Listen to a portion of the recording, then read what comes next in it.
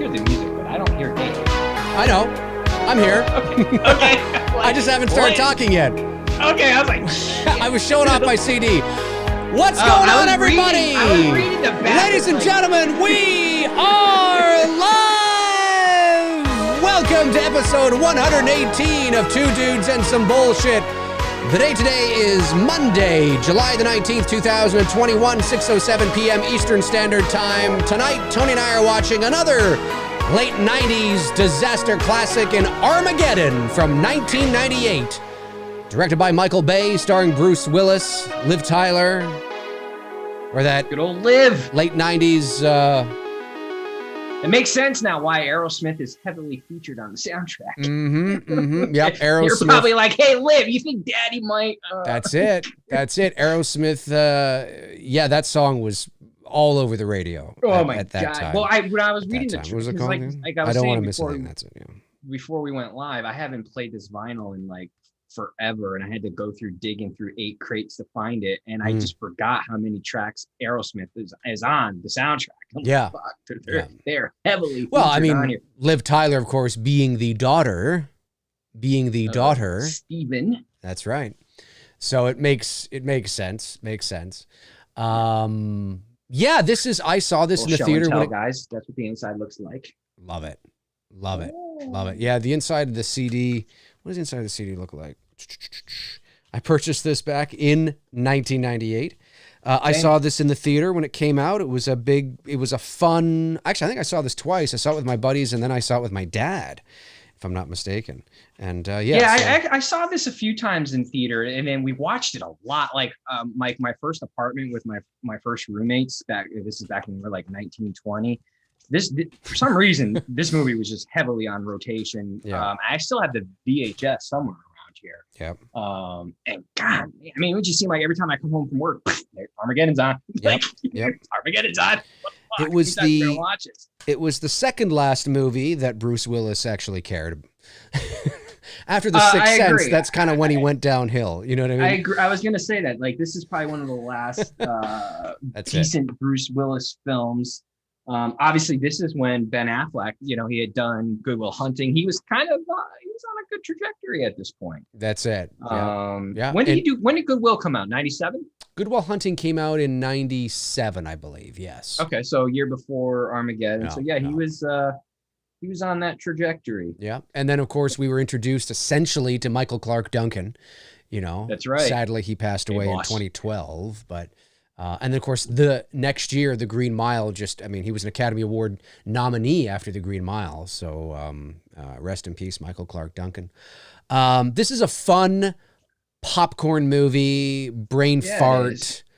Don't take it seriously. No, it's in that line of, Independence Day, Armageddon, Deep Impact. It's that late 90s disaster films, and it's fun. It's fun to watch, and we're going to watch it tonight, and we want you guys to watch along with us. We are 6 seconds in. Yes, thank you. We are 6 seconds in. I'm watching it off YouTube, and on YouTube is I am paused. Both Tony and I are paused 6 seconds in, where the Touchstone Pictures, the old Touchstone Pictures logo, is up on the screen. That's where we are. We'll give you a couple of seconds here to line it up. We are going to be watching the 1998 classic Armageddon. That's right. Armageddon. And while you guys get that set up, here's something for you, Halloween fans. I purchased this in 1995. Original motion picture soundtrack. Music composed by Alan Howarth. I did too, so I can't Halloween, much. The Curse of Michael Myers. This is 26 years old now. No, 20. I think that was one of those CDs for me that I joyfully threw away. Yeah. Goodbye. Yeah. I bet it was. What does the sleeve here look like? Just while you guys get set up here. I gotta say though, I miss vinyl and albums and CDs and even DVDs. I remember when DVDs, obviously Blu-rays and 4Ks are superior quality than a DVD, but I miss the DVDs. Because I remember when DVDs first came onto the scene, they were like CDs where, there was effort put into their sleeves. And sometimes they'd come with like tiny mini booklets and shit, and they'd have like the cast or, behind the, you'd smell it and it was brand new and it was really cool and shit. And then somewhere like maybe around 2007 or 8, when there was that battle between Blu-ray and HD DVD, or maybe that was 05, I don't know. It was somewhere shortly after, 6 or 7 years in, I remember buying a DVD and I would open it up and it had the recycling logo in it. And I was like, so you're telling me that this plastic case is recycled? I don't give a fuck. Where's my goddamn sleeve? Anyway. Here's what it looks like. This is the not much to it, but this is the little well, yeah, as I was saying to you before we went live, this may have been, now it's obviously different in the last 5 years, but this might have been the last brand new off the presses vinyl that I purchased in '98, because at that point we really were transitioning out of vinyl. It was very hard to find vinyl, especially new releases. Right. You could always get the back stuff, that was easy, in the vinyl shops, but new releases, because Napster was on the horizon and everybody began doing music digitally and downloading and whatnot. So it was a hot minute where I couldn't get new release stuff until obviously like the last 5 years I've gone through and have stocked up on that stuff that I missed out on in like the late 90s, early 2000s in music that I like. I just got Nelly's first album on vinyl, right?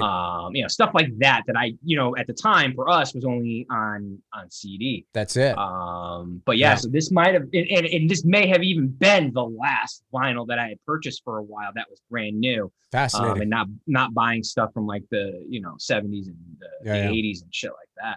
But cool. I miss VHS more so than I do DVDs. I never really. I still have all my VHS, and a lot of them literally look like I bought them yesterday. Same. Like they're in pristine condition. There's some wear and tear on some of like. Well, some of the older '80s ones, there's wear and tear, but some of the ones I bought in the '90s and the very early 2000s are still phenomenal.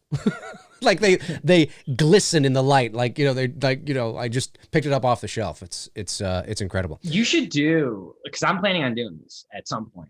I'm gonna set all my VHS tapes up because I have around like 800-ish, give or take. Yeah, I'm gonna say about 800 from the last time I counted.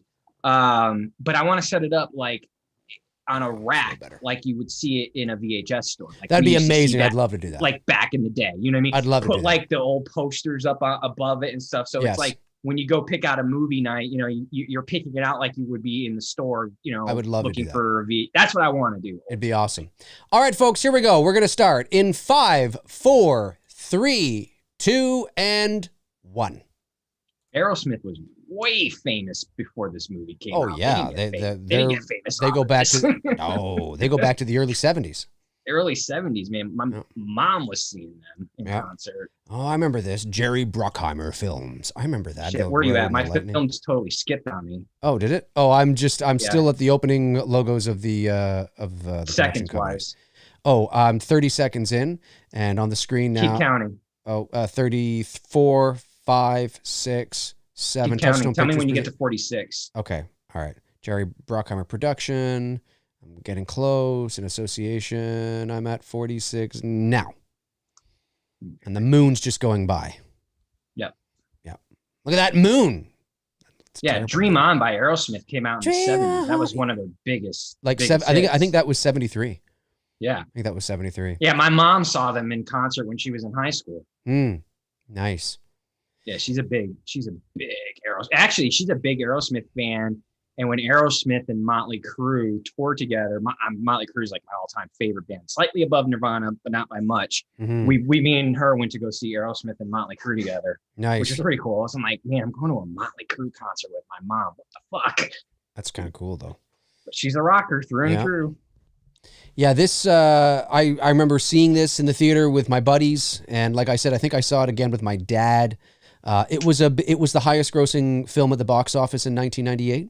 It owned the box office. It owned the box office in 98. It was also like a refresher worldwide too, because we had just come off of the Titanic run, where Titanic had pretty much, and by the time this came out, I was like, finally, we need something new. Darren Sand says, Aerosmith got famous off this film? Who the hell said that? No. Aerosmith. No, someone had said this like a couple comments up, and I responded to it. Oh, yeah, no. Aerosmith goes back. I mean, dream on, dream on. I mean, that goes back to 73, I think, or 74. And of course, then they had their big thing with Run DMC in the 80s. Oh, and they're they also huge. had another big album in the 80s. They're one of the Pump. OG classic rock bands, for sure. Yeah. Up there with AC/DC and you name it. AC/DC, actually, I think Aerosmith might have sprung onto the scene a year or two before AC/DC. AC/DC was around in 73. They formed in 73, but they didn't come to North America. Like they didn't go wide until a bit later, late 70s, I think. But AC/DC was around in the early 70s too.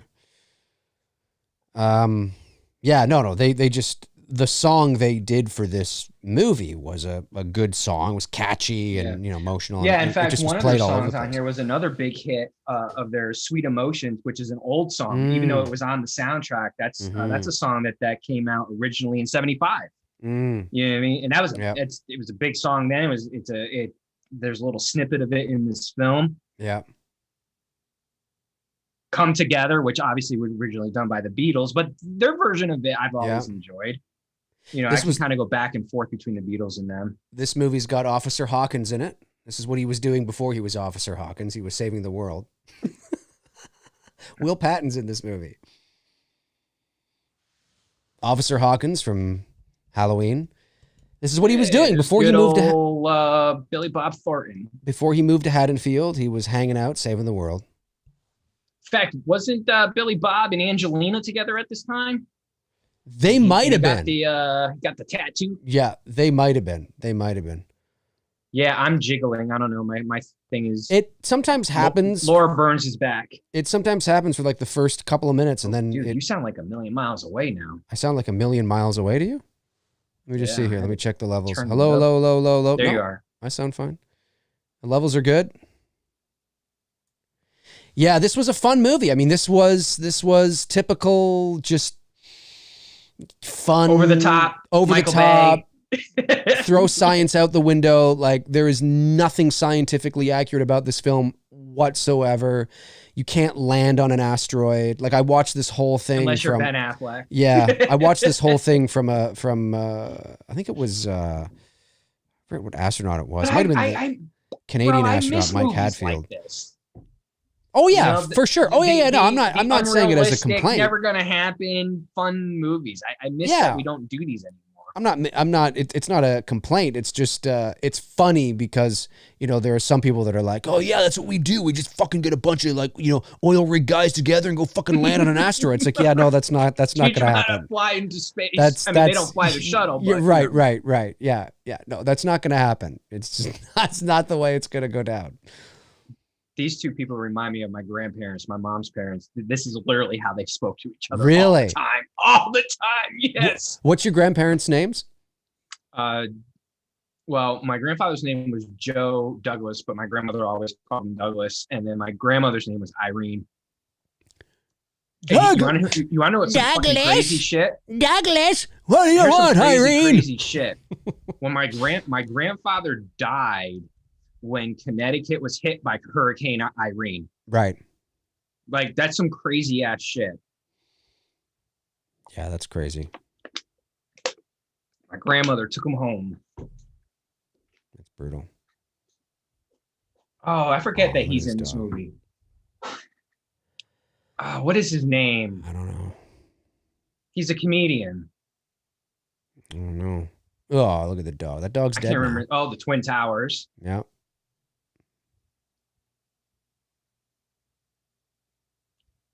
Tony Gilroy.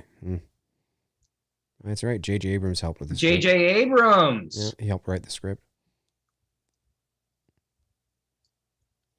Just joking. J.J. must have been getting his feet wet at this point.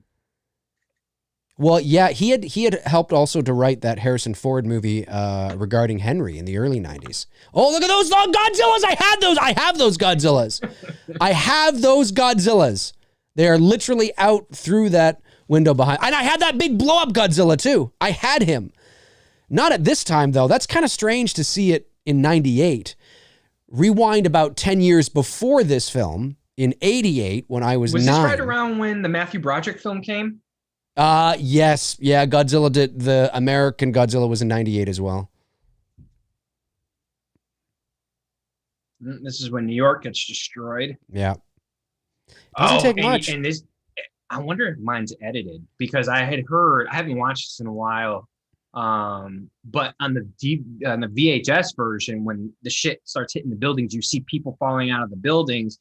But then in the re-releases later on, I heard that they had edited those out because of 9/11. Right. Maybe. I don't know. Eddie Griffin. Thanks, Gary. They shouldn't edit it out, though. At the time. Oh, I see what you're saying. When they were releasing them, there was a brief period that they had released whatever on DVD of this film that they had taken out, like that moment of it. Because you see a dude falling, and I get it, because at that, when it was fresh, people were like super sensitive about that stuff. Darren's right. It would be easier to teach astronauts to drill than teach drillers to become astronauts, right? For real. I mean, like, for real. It's totally true. Like, what do we, they're astronauts. Why are we going to get oil rig? Like, why don't we just teach the astronauts how to drill? Why are we going to? Gotta get Bruce Willis and Ben Affleck on that asteroid. That's true. Yeah, exactly. That's funny. Is bombing us. It goes to show you where we were at that time. You know what, though? Like Independence Day, these effects hold up.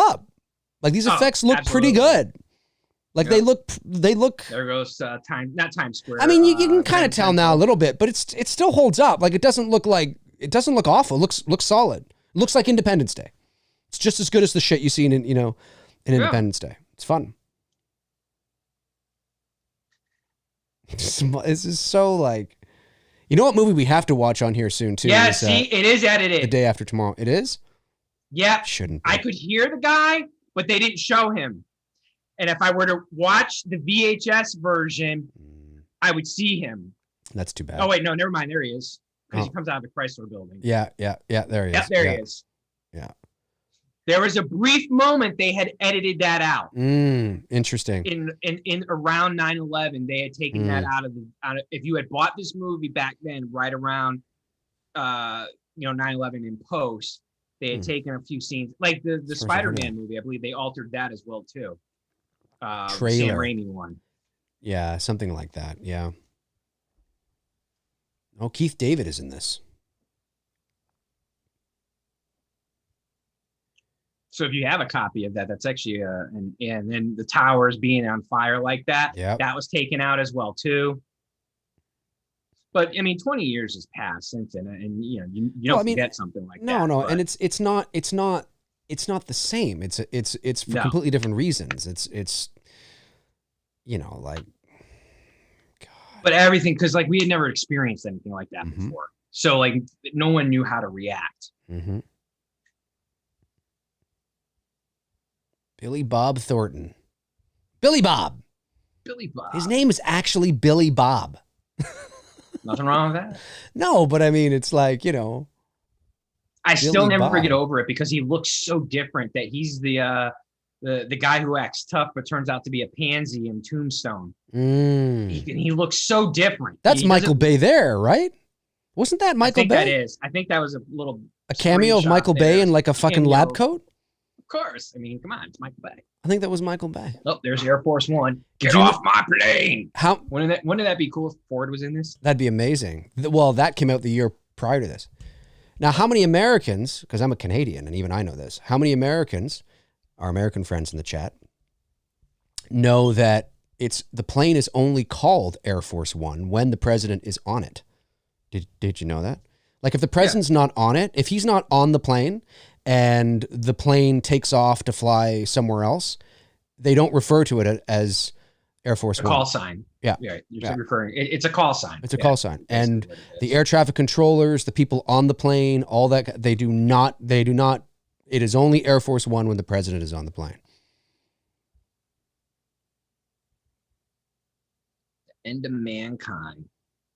And Deep Impact came out right around when this came out too, right? Yes. Yeah. A Deep Impact came out in 98. And I actually really like that film. Yeah. Deep Impact is good. That's Elijah Wood. What's his name?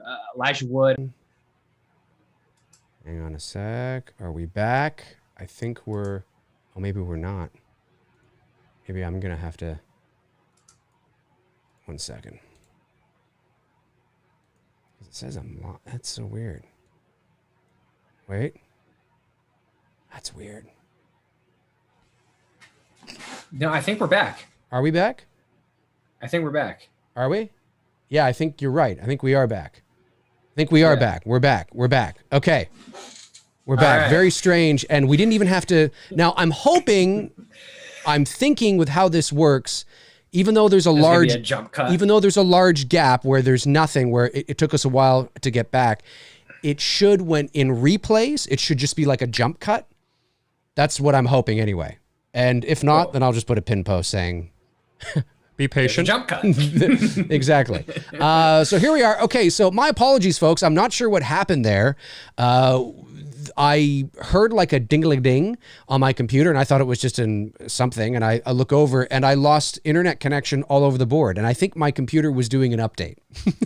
Because when it shut down, and then it updated, and then now I have internet access again. I'm like, fuck, are you serious? Like, it shouldn't... Anyway, we're here. Where are we? Let's just pick up where we left off. We're not going to start over. We are at... 11:55. You should see the golf ball with the brand name on it, and Bruce is about to whack it into the protesters. Right. 11 minutes, 55 seconds. Exactly what Tony said. Here we go. 5, 4, 3, 2, 1. All right. Let's keep this fucking thing going. All right. Sorry about that, ladies and germs. Very strange. I don't know what the hell... Yeah, it wouldn't be Armageddon if that didn't happen. Yeah, I had my own asteroid hit my house. I think that's what happened here. I'm not really, like, I lost full. It wasn't even the software. It was a complete internet shutdown.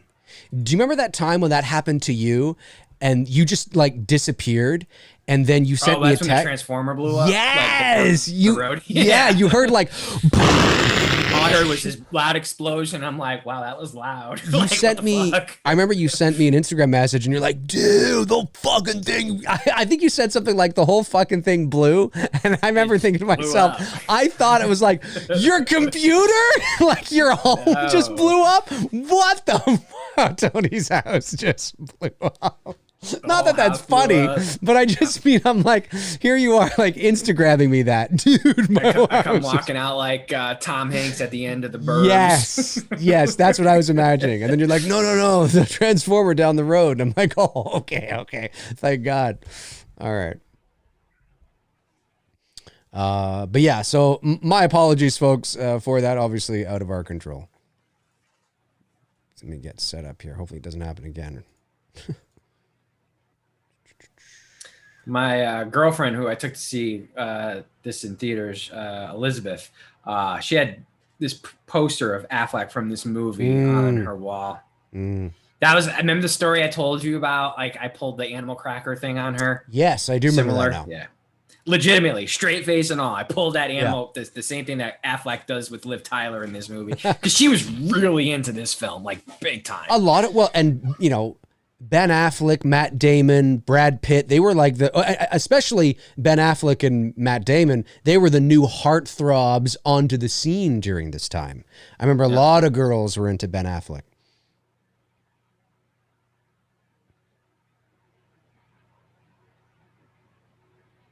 Hi, Daddy. There's something weird when a father's daughter calls her father Daddy. She calls him Harry. I know. But I'm just thinking. Still weird. Well, Southern girls call their dads daddy. That's true. And that's a very common thing with Southern women. It is true. It's just if you're over the age of 10, it just is weird. My daddy. Well, yeah, I guess it depends. It depends. Who's your daddy and what does he do?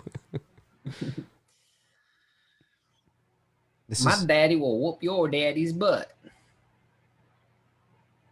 Billy Bob Thornton. Hey, the scientist in this movie that helps Billy Bob out, and he comes up with the plan to do this.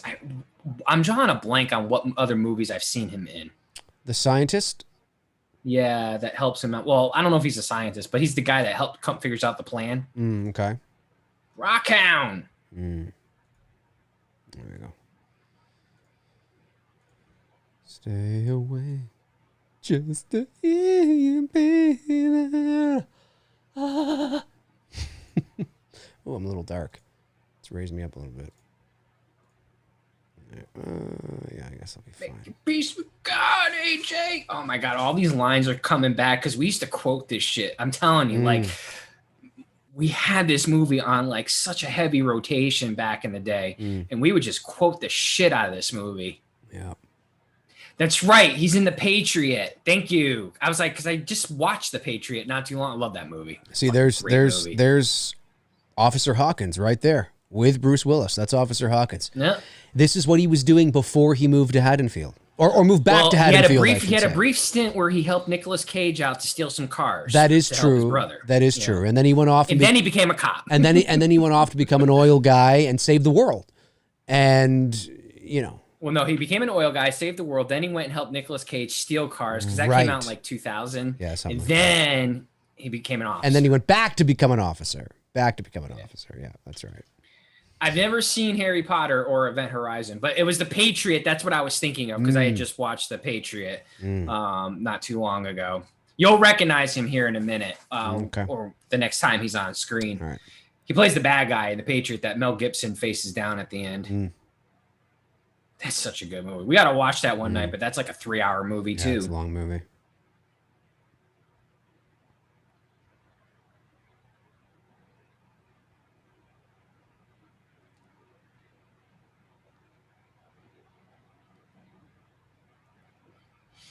In case just joining back, timestamp is 17 minutes and 3 seconds. That's where we're at. Oh, you should be okay there. Fucking do it again.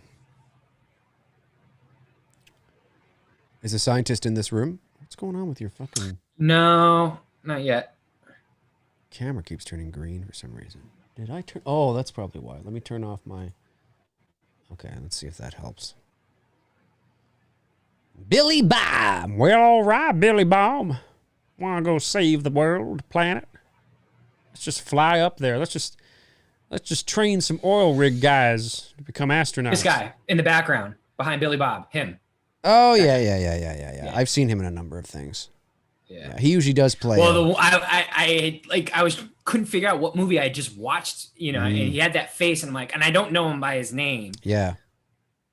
And Liv Tyler was always, the chat room came through and helped me out. What's Liv Tyler looks great in this movie. Yeah, she was also in the Strangers, 2008. Horror fans out there. She was also in those 90s Aerosmith videos with Alicia Silverstone. She was. She just looks like her father, younger, in drag or something. I don't know. Oh, another great movie with Liv Tyler, and I love that vinyl soundtrack, is Empire Records. You ever seen that movie? That's a great soundtrack. Dude, I think I have that soundtrack. Hold on to your potatoes. I think. Oh, no. Actually, not Empire Records. I have... Hang on a sec. I've got it somewhere. I'm pretty sure she's in this movie. And it's a good soundtrack, too. 1 second. Let me see if I can find it. Here somewhere. 1 second. Well, I have all my old CDs just sitting over here.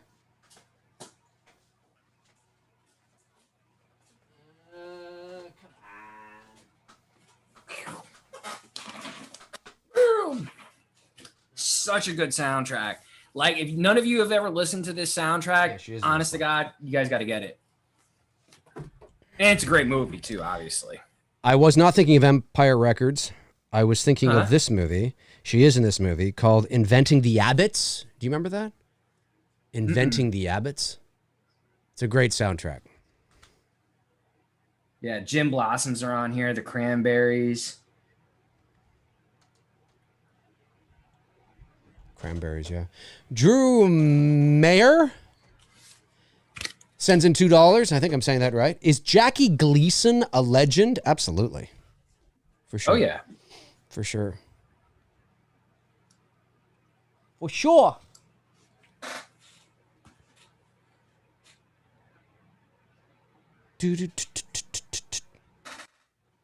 I'm right. Well, all right. Although the theory of what he describes on how to destroy the asteroid is right. If we fired all of our nukes at it, you would have to blow it up from the inside. But how to do that and what they do is definitely unrealistic. Yeah, we couldn't do that. No. It's amazing though when you think of it, how small an asteroid can be, relatively speaking. Like destroy of everything. And destroy. Yeah, like you could have an asteroid the size of a house hit Earth, and if that asteroid the size of a house hits land, you could destroy you wouldn't destroy the world, but you could, because I think do some damage. Massive damage. How big was the asteroid they estimate that supposedly killed the dinosaurs? It was like oh man, half the state of Texas or something like that. Like something, and of course don't quote me on that. But when you read about it and you go, oh, you expect like a world extinction event of an asteroid. You expect, oh, it's going to be like fucking the size of the ocean. It's like, no, it really isn't. It's like the size of a town. Like it's not. It doesn't take a lot. It's the velocity, and the speed and the power that it comes down with, and like an asteroid the size of a school bus could fucking take out a whole block, or a whole town. I mean, it's insane. As if you'd be that happy with oil all over you like that.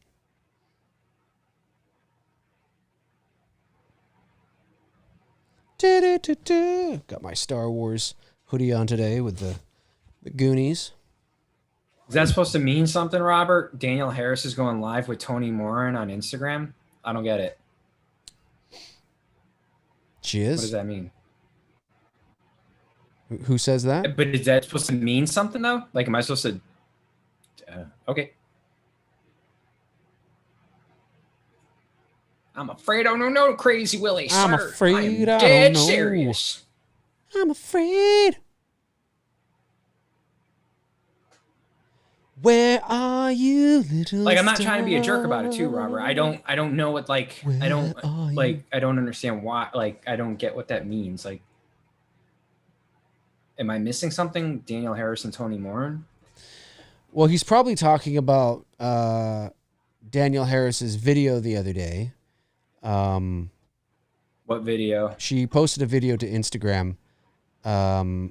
He's just throwing it out there. I'm so out of the loop. I have no clue what the hell is going on. No, right I know. now. I know what he's talking. I know what he's talking about. Okay. I know what he's talking about. In case you're just joining us back, it is 23 minutes and 27 seconds in. They're meeting. Yeah, let's get a bunch of. Now, when I think of it, it's like, why? It's so unrealistic, you would just train already trained astronauts to dig. You wouldn't be like. And Bruce Willis and Ben should have been the astronauts. Yes. They should have done it in reverse. Yes. Yeah. No, let's go get a bunch of blue-collared. America, yeah, America, woo. Oh, see, can you see by the dawn's early light? Right, what's so proud? That's how. Hey, you know more of my anthem than I know of yours, man. All I know is "Oh Canada." I do. That's all. When the rockets red flag, the bombs bursting in air. Give through. Hey, you know what? That's how they should sing the national anthems at sporting events. They should have like the oh see, can you see? Yeah. It'd be amazing. By the dawn's early light. Yeah. Then you have yeah after every like punctuation point. You know what I mean? Yeah, I don't know what I'm supposed to know, guys. I don't what am I supposed to know? Okay. Like did something like I haven't spent much time over the last week or so on the internet, so I can't really. We're 60 busy working. No, so Danielle Harris the other day on her Instagram, I was tipped off to it because I don't follow her on Instagram. But it was brought to my attention that she had posted a video on her Instagram. Her and Tony Moran were both at a con this past weekend, and she had posted an Instagram video of herself talking with Tony at Tony's table, and just kind of, you know, in support of him and some of the backlash that he got a few months ago with some of there was a video that was posted. It was edited, but there were some things that Tony said, some, you know, a gay slur and saying some things about John Carpenter and Jamie Lee Curtis and Deborah Hill and all that kind of stuff, and stuff that's really not substantiated, at least not yet anyway. And she was sort of basically sounds like a bunch of junior high school nonsense. I don't need to know about this shit. I'm too old for that crap, man. I'm 42. Pretty much. This is shit that I was dealing with back in junior high. So Danielle was talking to Tony and she was talking about Deborah and John. No. It wasn't that. That's stuff that she wasn't talking about. Not her, I'm saying him. Well, he wasn't talking about it either at that moment. It was just a video where I get that. Yeah, she was talking to her, and so I did a video on it on my channel, talking, and the thumbnail was Danielle Harris's Team Tony, which just, you know, is another way of saying that she's coming to his support, which she was. I mean, that's what it is. See that. My video, yeah, it's on the channel. I uploaded it late Friday night, I think it was. Because I was up late. Well, I can't tell why, but anyway, so apparently she got wind of my video and uploaded a second. Are you in trouble? I might be in trouble. No. She uploaded a second video to her Instagram, just basically sort of clarifying why she was at Tony's table and how she's not Team Tony and that kind of stuff. And she shouldn't even have to do that. Who cares? No, it doesn't. Friends with the dude. Fuck. Yeah. Who really? Well, that's it, right? But I think anyway, she had mentioned me and said that if I wanted to talk to her to reach out to her, and that was that. So, and I, you know, I will say this, and I can talk a bit more about it tomorrow. But I'll just say that I have made an attempt to reach out to her, but I don't do those things publicly. So it's not my style. When you know, I'm not a gossipy person, so I'm not. You know, I mean, my phone was blowing up all day yesterday, and I'm just like, I don't care. Like I mean, not that I don't care. I don't mean any disrespect to her or to the situation, but I don't get excited about some of the things that fans do. And so, I was aware of it. I was made aware of it, but I had other things I was doing. But I did reach out to her privately through two avenues. Whether she has seen those messages, I don't know, but I'm not somebody that's going to reach out to her and at her, and people are going to see me at her, and then they get to comment on my at. And I just don't want any of that stuff. That's not my style. I would rather reach out to her privately, and her and I talk privately. And if she wants to come on my channel and chat about that and about other things, then that's great. But I wouldn't, and I made it clear to Danielle. I said that I don't. You know, I don't want her to come on my channel and then have it be an hour of just talking about Tony. That I have no interest in doing that. I don't think she has any interest in doing that. If she wants to come on and you know, kind of clarify what she was doing, that's fine. But I would rather than use that time to talk to her about, you know, upcoming projects, conventions, just do a proper interview with her of more important things, because I'm not interested in slandering Tony. I'm not interested in you know, creating more unnecessary drama. Well, it's like I even said a moment ago. If she's friends with Tony Moran, who cares? Or Moran. Well, that's right. Well, like I really don't care. Well, and I don't either. And I don't either. And the video that I uploaded, I had uploaded a video where I said I had wished if she was going to talk to him about the things that he did, I wish she would have talked to him about these other things, because they were things that can't be edited to make you look bad. They're just things you shouldn't have said. So that was sort of the angle of, you know, the video. And when I said that she's Team Tony, that's another way of saying that she's showing support. I mean, that's not me saying that she's condoning the gay slur. I'm not saying that. I'm not saying that she's condoning the things that are not substantiated. It's a thumbnail that says, hey, she's coming to his support over this. But I certainly hope people aren't lashing out at her, and whether she's friends with Tony or not, it's not my business. You know, I really don't care.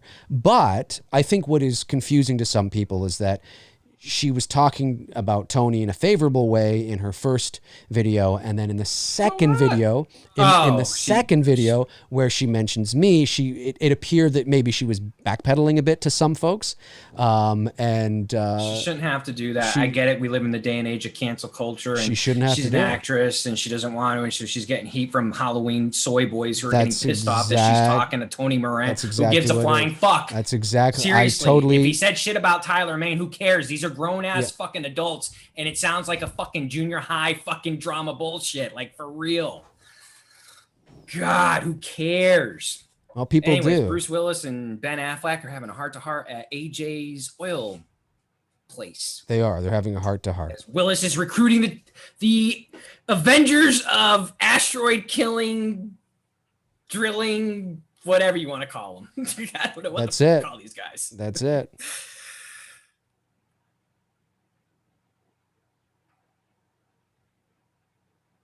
This is when they're recruiting them, I guess, right? Yeah, he's finding his boys. I do like that. I think that's a Camaro that they had there in the background. I think it is. I forget that is this Owen Wilson's first movie? I don't think so. Because I forget that he's in this movie. He is in this movie, and I don't think it's his first movie. I don't think it is. I don't think it's his first movie.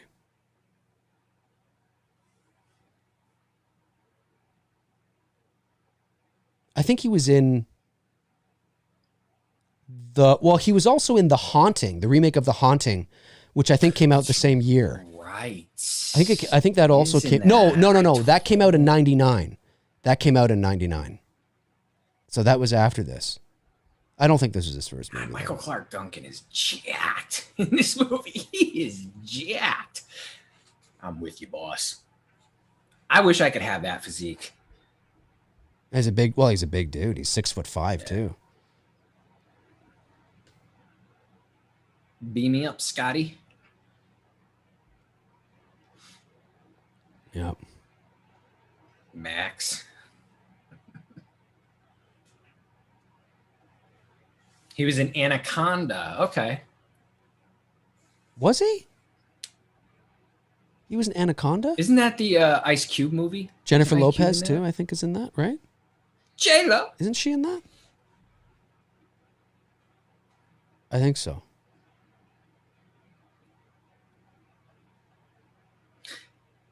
Oh, that's right.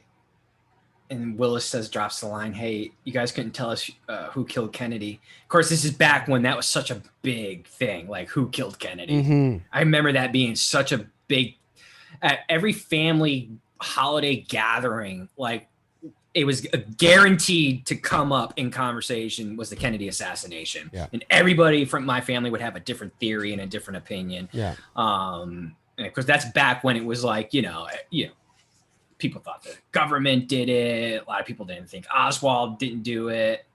Mm-hmm.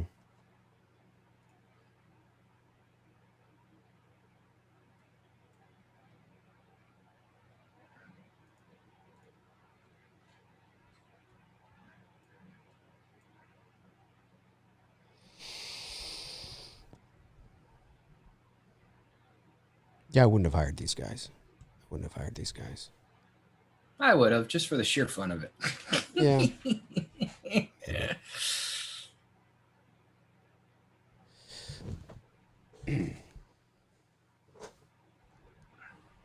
Maybe for the fun of it. Watch them fail. No. Drew Mayer sends in $2, says, Jessica Alba, eye candy or an award-winning actress? I don't know. Has she won any awards? It's definitely eye candy. Has Jessica Alba won any awards? I mean, if she hasn't won any awards, well, then you have your answer. Love that movie with her and Paul Walker. Into the Blue, I think is what it's called. It's like the only thing she's known for, I think. What the fuck else has she done? I think she's just kind of being mom, I think. think is what it was.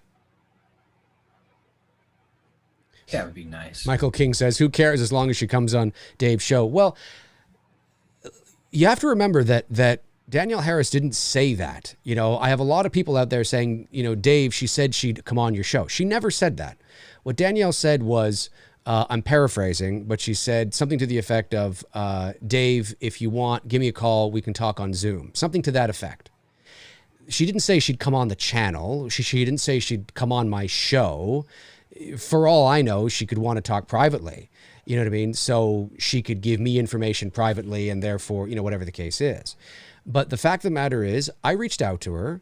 I don't know if she's going to get it because she's, as you can imagine, she makes it difficult to be accessible any other way other than professionally. But I have reached out to her in a couple of ways, and if she sees it, she sees it. And I've attempted to take her up on it, and we'll see what happens. But I'm not, I mean, I don't, it doesn't, you know, if she wants it, it's great. And if not, well, that's okay too. I mean, you know, it's not a big deal, but it's not, she may not want to do that either. So it's fascinating though, what people will interpret from what she said. But I put it out there for her, and now it's up to her. But there's only a couple of ways I can reach out. And to be clear, I will say I'm not sure if she's seen it. I don't know if she has, but I have reached out. But I don't want to at her publicly on social media because I just don't. It's not my style. I'm a professional. She's a professional. I'd rather handle it behind closed doors, make an arrangement, and then, you know, go public if need be.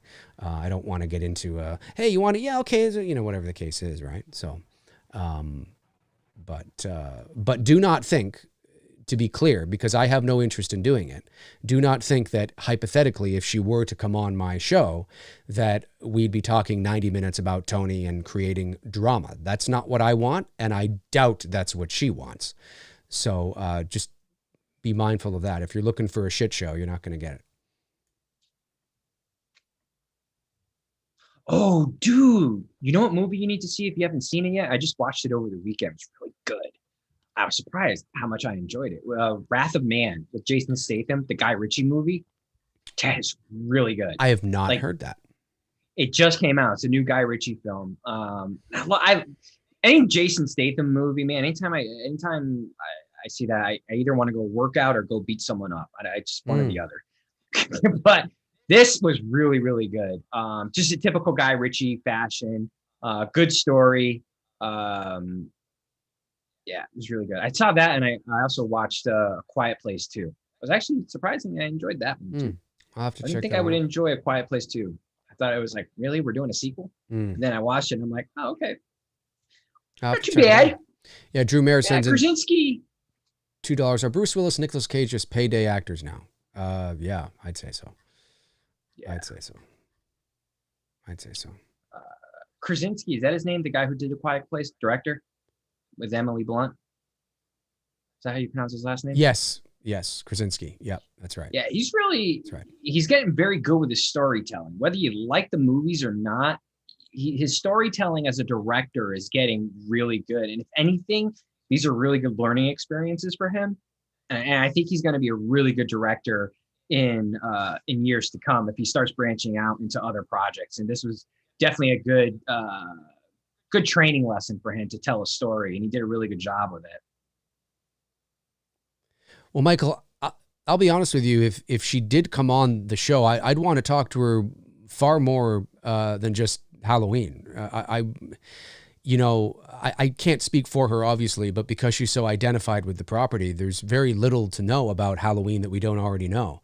I want to know about other things in her life. I want to know about motherhood and other projects that she's working on and conventions, that stuff. Now, I understand that you guys love her with Halloween, but I'd rather, you can touch on that, but I want, I would want to know about other things.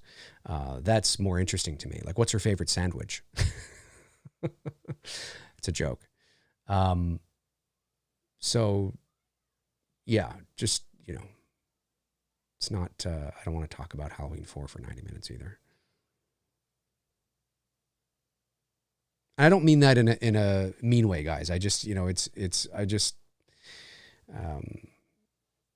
when you get interviewed a lot for the same sort of things, you know, it's only so many ways you can say the same thing. And her thoughts on the Halloween 4 and 5 are out there. You know, I'd do the same thing. If I had her on my like Flashback Friday thing, I just talk about music. I touch base like, oh, she started this, and move on to music. She grew up in the same decades that you and I grew up in. Yeah, well, she knows the music that you and she's only 2 years older than us. Listen to. Yeah. Yeah. But love to know some of her old school favorite tracks that are on her playlists. But just talk to her about different shit rather than the same shit that's been asked by her at every convention 50 million fucking different ways. Yeah, that's it. Pretty much the same way. Yeah. Yeah. And it makes it more interesting, in my experience too, as somebody who's been interviewed a lot, it makes it more interesting for the interviewee, you know, when you get to talk about something new. Yeah, exactly. I don't mind touching on, you know, the same thing all the time, but I'd rather, you know, it makes it more interesting. And, but I got a lot of messages yesterday from people saying, what are you doing? You got to rate. It's like, guys, you know, I wasn't laughing. I was laughing at the line. No. I know, but it's just funny. I and that's why I say that I was aware of it, but you know, I like to handle those things professionally behind the scenes, because you have to forget that I work in the business too, and you know, I can't start creating drama on social media. And, you know, I mean, I don't think my agents and the people that represent me would like that. You know, I mean, I can be myself on this channel and I can be theatrical and fun, but I have to, you know, I'm still representing myself as a professional. So I, you know, there's certain things I don't want to, like, there were some people that were like, you and you know, Danielle got to get together and rip on Tony. And I'm like, what the hell are you doing? It's not going to happen. It's not going to happen. Dream on. That's not going to happen. It's not going to happen. Good call to bring that one in. Yeah, I know. I'm like, that's not going to happen. I don't want to do that. She's not going to want to do that.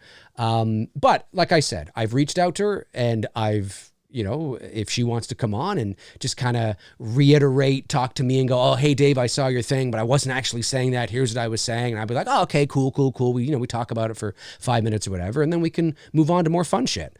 I'm totally down to do that. But I like handling it privately. But like I said, whether she's seen my messages or not, I don't know. But I have attempted to reach out.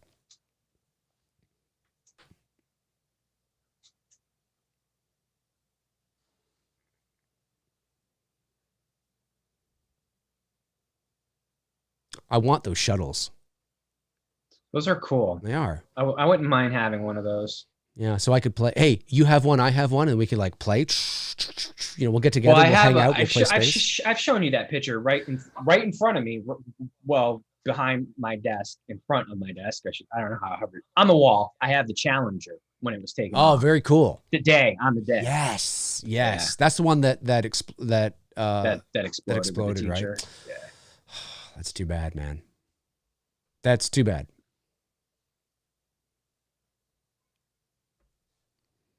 Warren Armour, I agree. Yeah. H&M had the Top Gun hoodie and snagged it.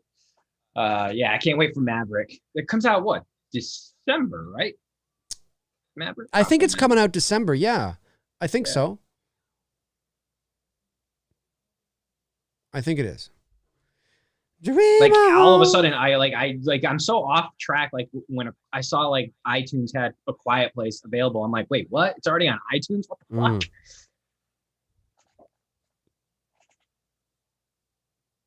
Got a feeling that's going to happen with Halloween. I'm just going to like wake up one day and like, oh, there it is. It's available. Oh, people. When was this? Oh, it's probably right now.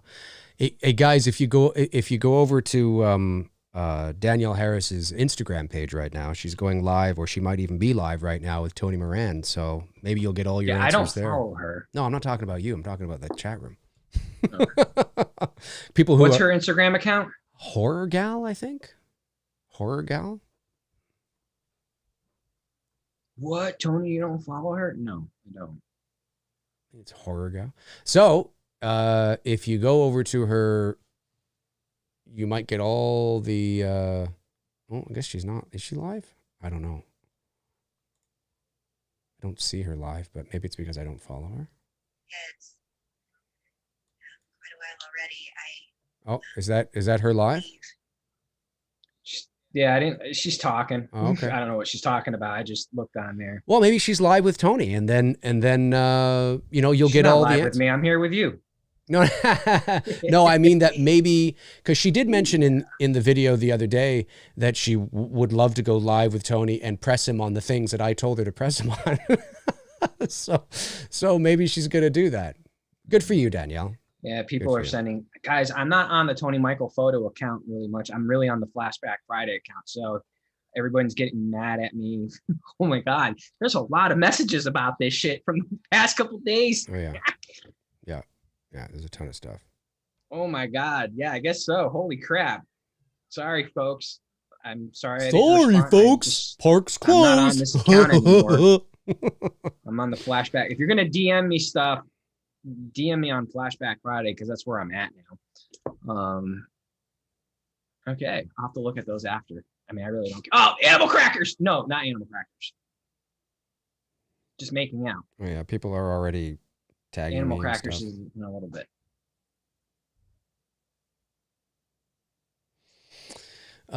Yeah, I don't see her. I don't see her live. Tony said she is. So she. I pulled her up. Oh, she's on Patreon? She was talking. Oh, maybe she's on Patreon. No Moran. Oh. I don't care. I don't know. I don't.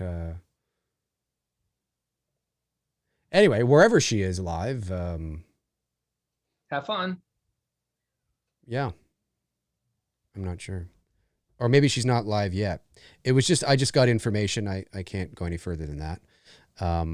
You know what was a good movie that came out this time with Owen Wilson?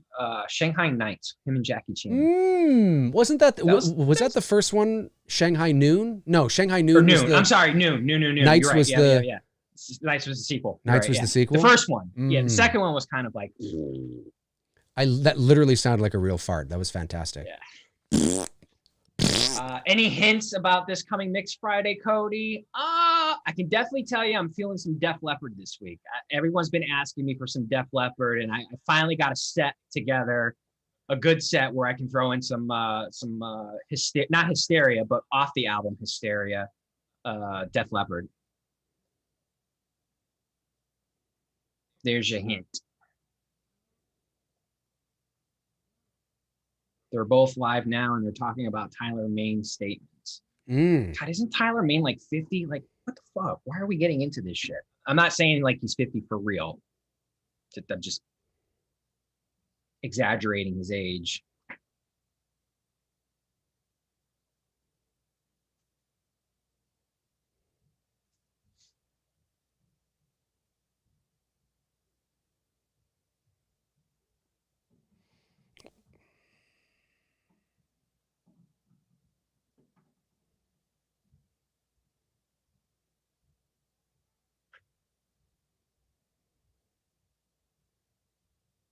Yeah, the more you think about it, I think you're right, dude. They could have just trained the astronauts to do this. I know. Just train the astronauts.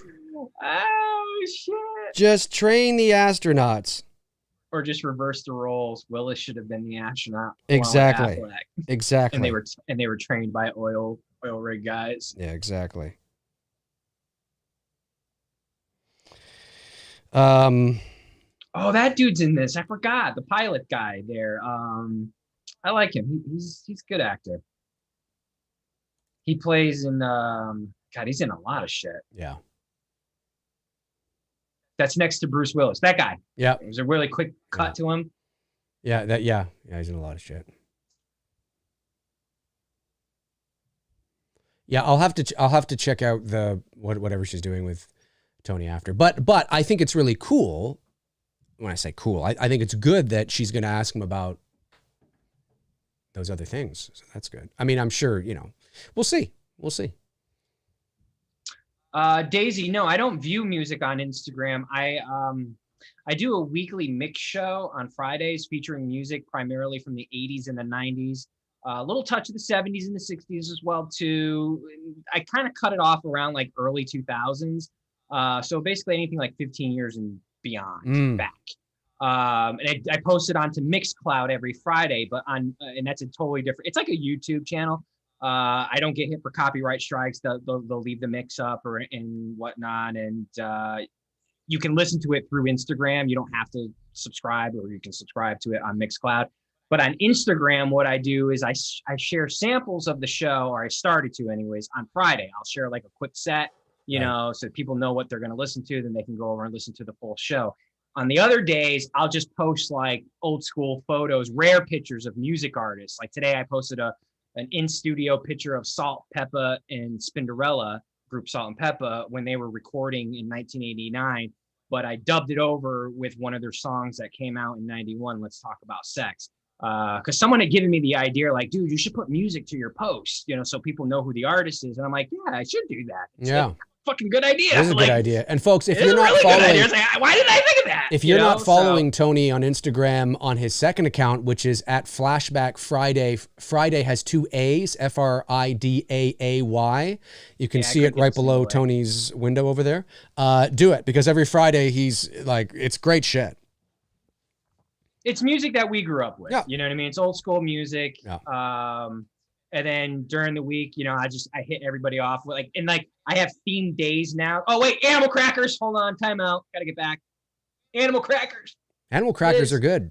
Liz. The actual cracker itself is good. I totally did this to her. I totally did this. What the fuck? To who? Your girlfriend? My girlfriend Liz in high school. You did this? The whole fucking dialogue. Yeah. You were out like in a park with animal crackers? Yes, Tony. No, I didn't have the animal crackers. Oh. But I did the dialogue. Tony, you should have had a box of animal crackers. I know I should have. That's what you should have had. But,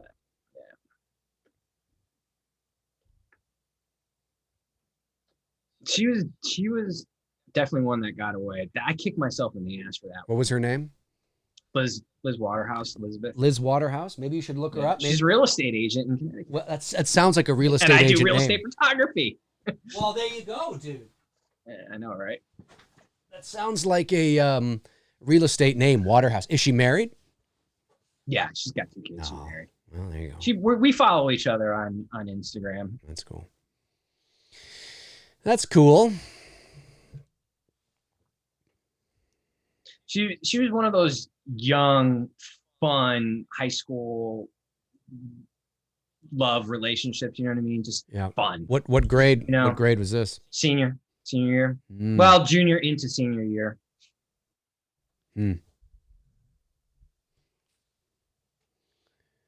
But she did not recite her dialogue.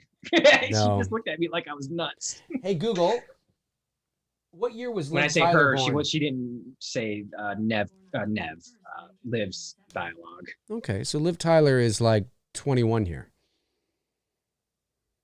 So she's a couple years older than us. Not much. Yeah, she's 44 right now. I totally date her. Totally. Heartbeat. Liv Tyler. I remember this woman too. See, there's Officer Hawkins right there. He's like, you know, I gotta go. I just came by to say goodbye to my son, and after I save the fucking world, I'm gonna go get my job, steal some cars, with Nicolas Cage. And then after I'm done that, I think I'm gonna go back to Haddonfield and get my job back. There you go. That's really what he's saying right now.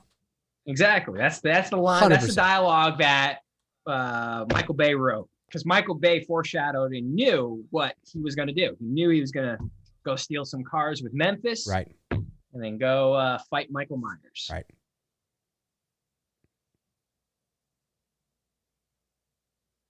Something big. Oh, kind of big. Kind of big. I'm gonna go see. You know what's weird? I actually believe that they would be a couple in this movie. Like, he matched the casting of how they matched people up in this movie was really, I really genuinely believed it. Yeah. Yep. Rockhound finding his Pamela Anderson lookalike stripper. Yep. Ethan LeBlanc sent in They $1.99. totally Says, did looking that. sharp, She gents. totally Keep on looks like rocking Pamela on. Anderson Thank you, Ethan. Ethan, appreciate that. Oh, yeah, for sure.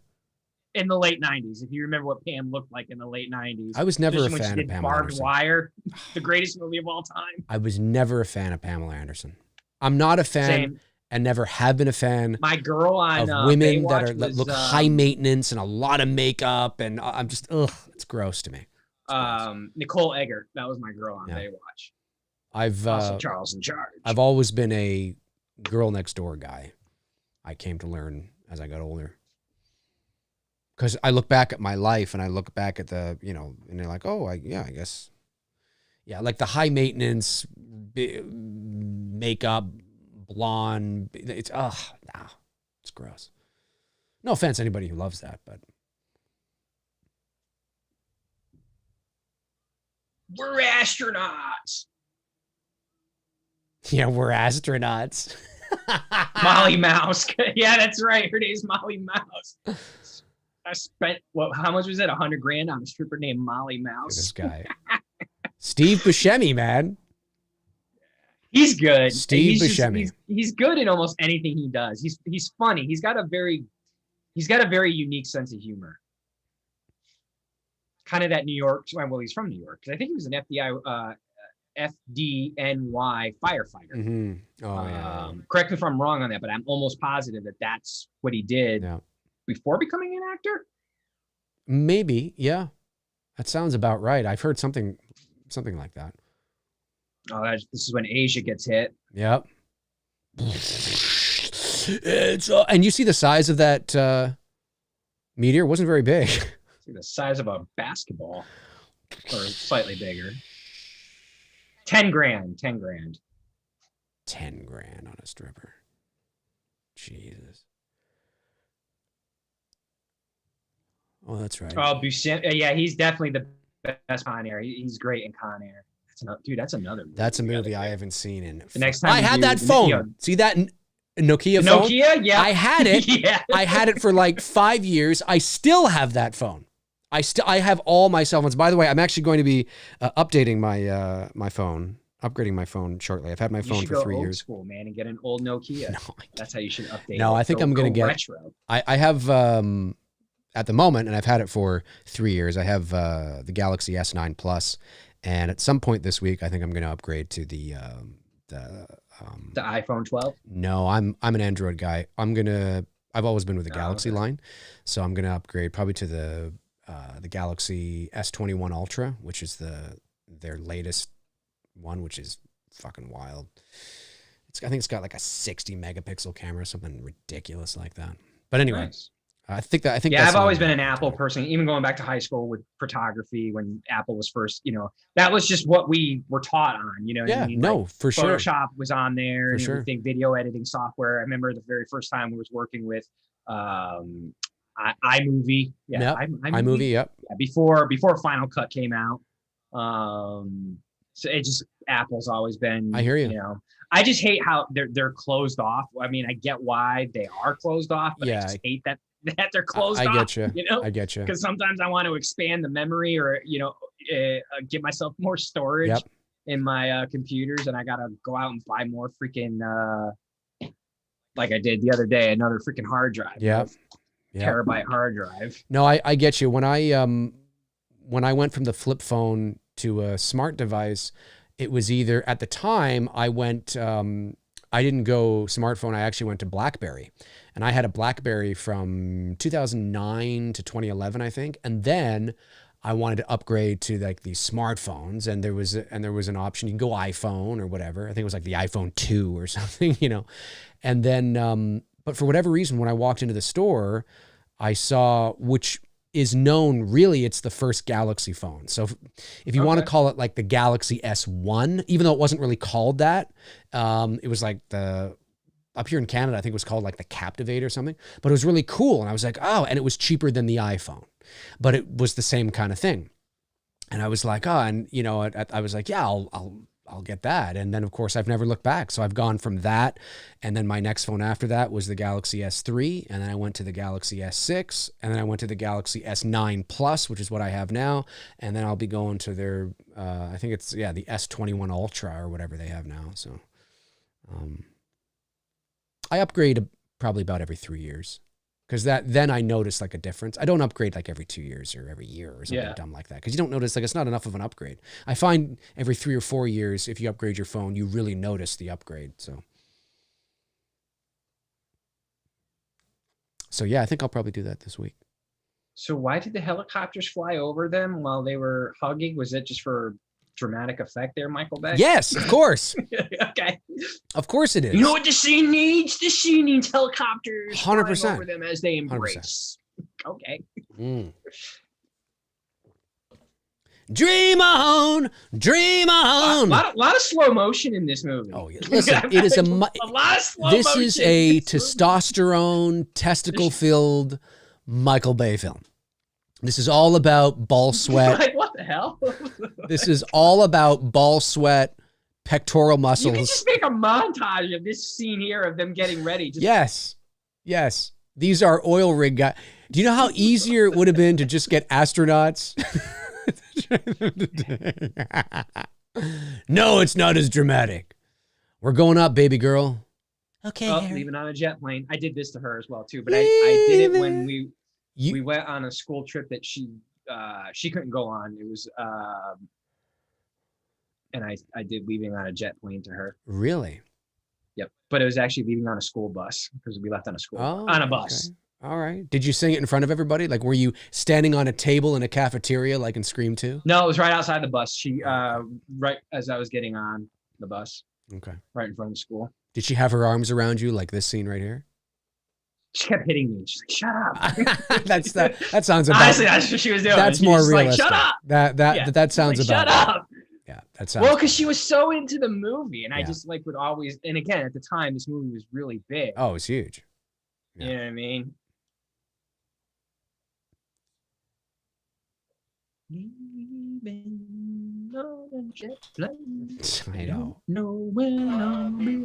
Shut up, Tony! Shut up!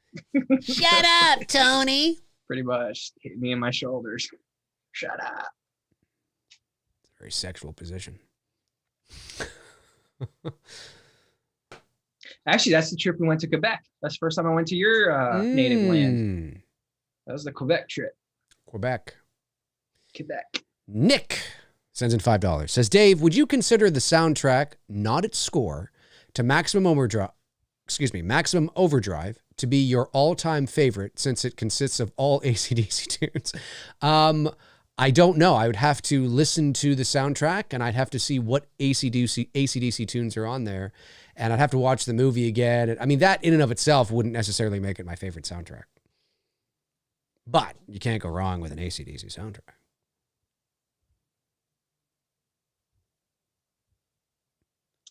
No, Liv was in a movie here not too long ago that I saw her in, Warren. What movie was that I saw her in? Not that long ago. She was in a movie not that long ago? Yeah. Maybe was it a TV show that I saw her in? Or was it maybe an old movie that I saw her in for the first time? I don't know. I could have sworn I just saw her in something.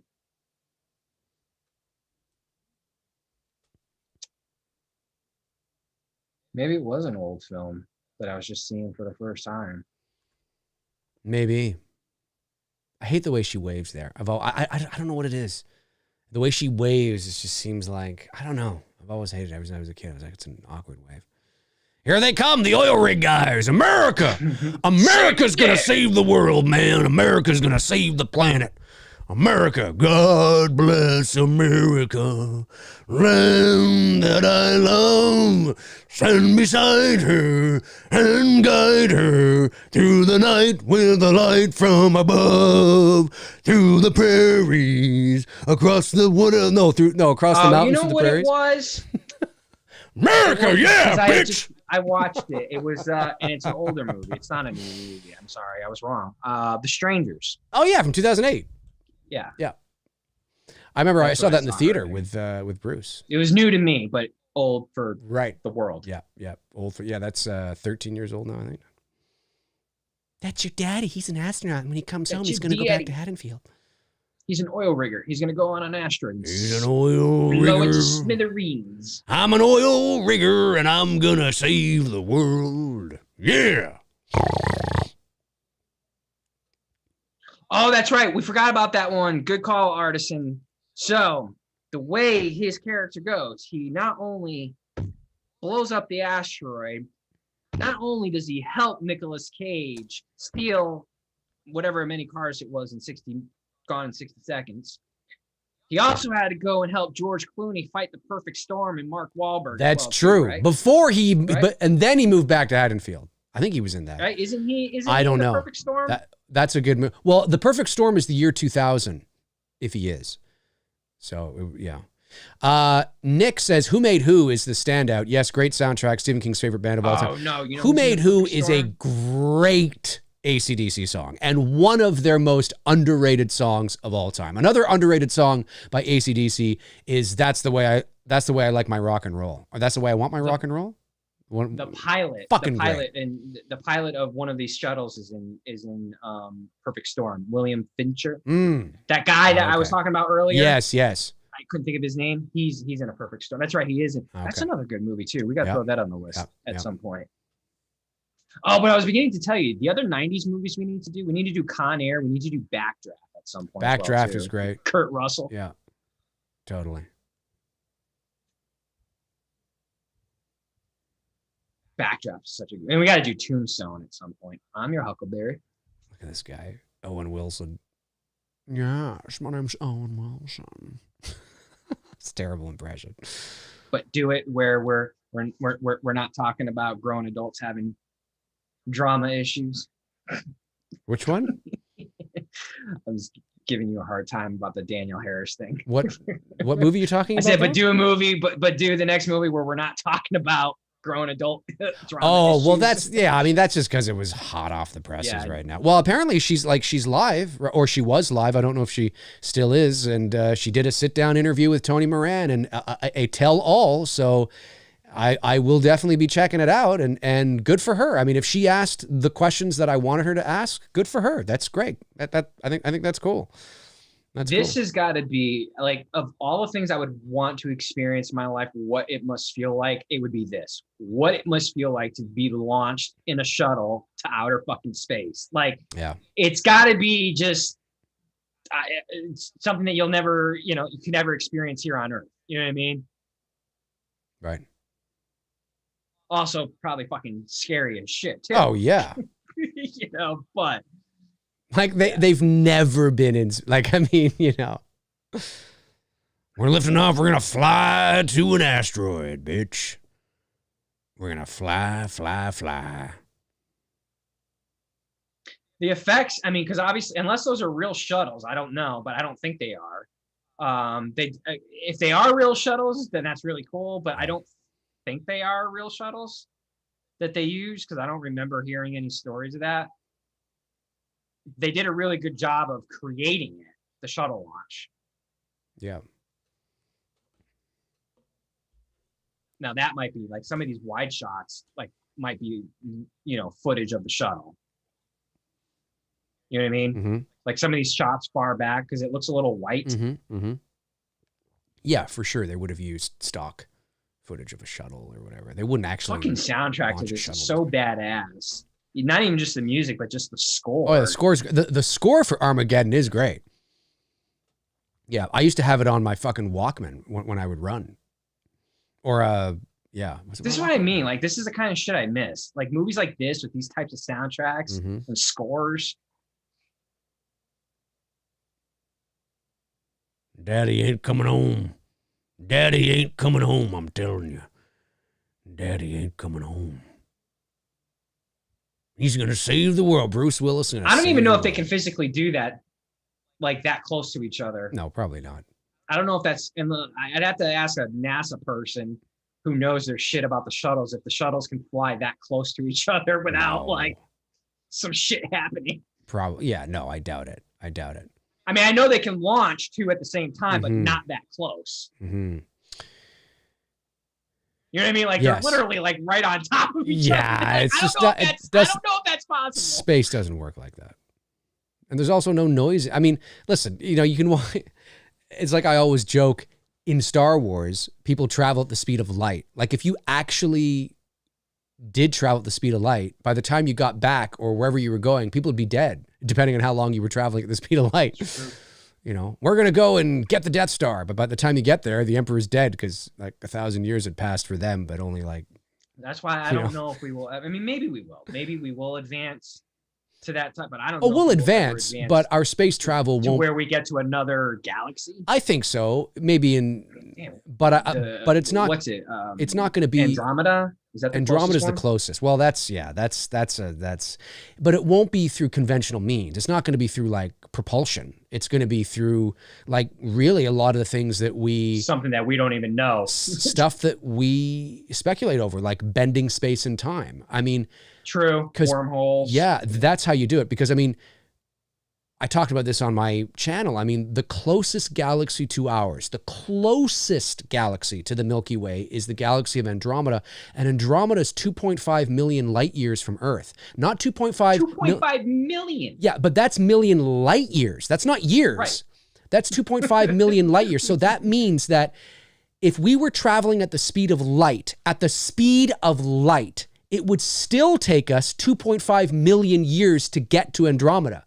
So it's insane. It's impossible. So if we were traveling in a conventional rocket, it would take billions and billions. Like it's not even like, think about that. Like people have to remember that's light years, not just years. I mean, 2.5 million years is a long time, but I mean, 2.5 million light years, it's still going to take you 2.5 million years traveling at the speed of light. That's ridiculous. Yeah, you almost got to do some interstellar shit where 100%. you're going through a wormhole 100%. and whatnot. Yeah, and there's those theories are not, you know, they're not.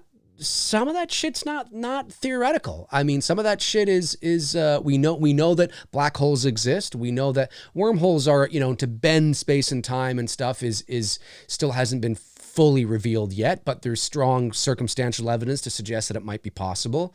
That's how you would do it. You got to build something to withstand that. Yeah, exactly. Yeah.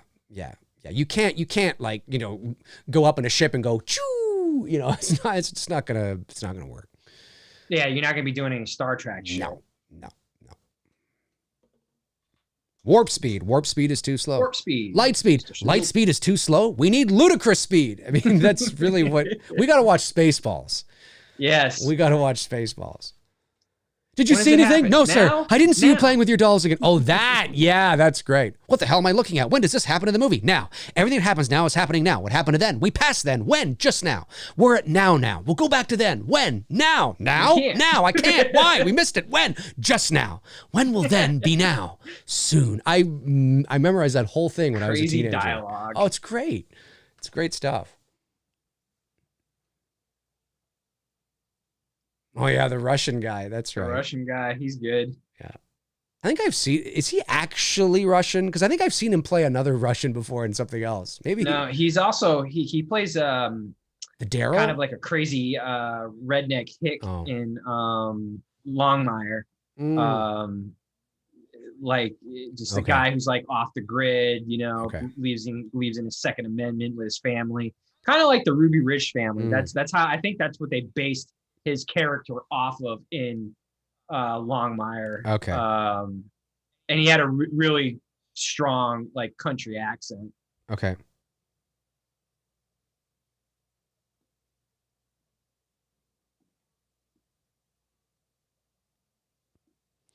I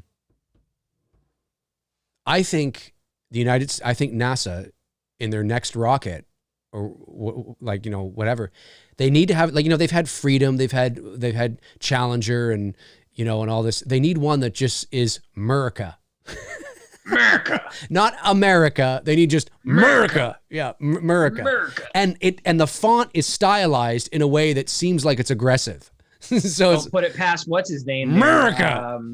Not NASA, but the other guy who's sending rockets up. Elon Musk or Elon Musk. Yeah. He'd probably do that Yeah. just to piss people For off. sure. America. And it's got to be like a bold, like italicized font. America. It's like it's red, white, and vibrating. blue, and Yeah. stars. on 100%. it. Just, yeah. God bless America. Plays the Star Spangled Banner as it's launched. Big ass subwoofers outside the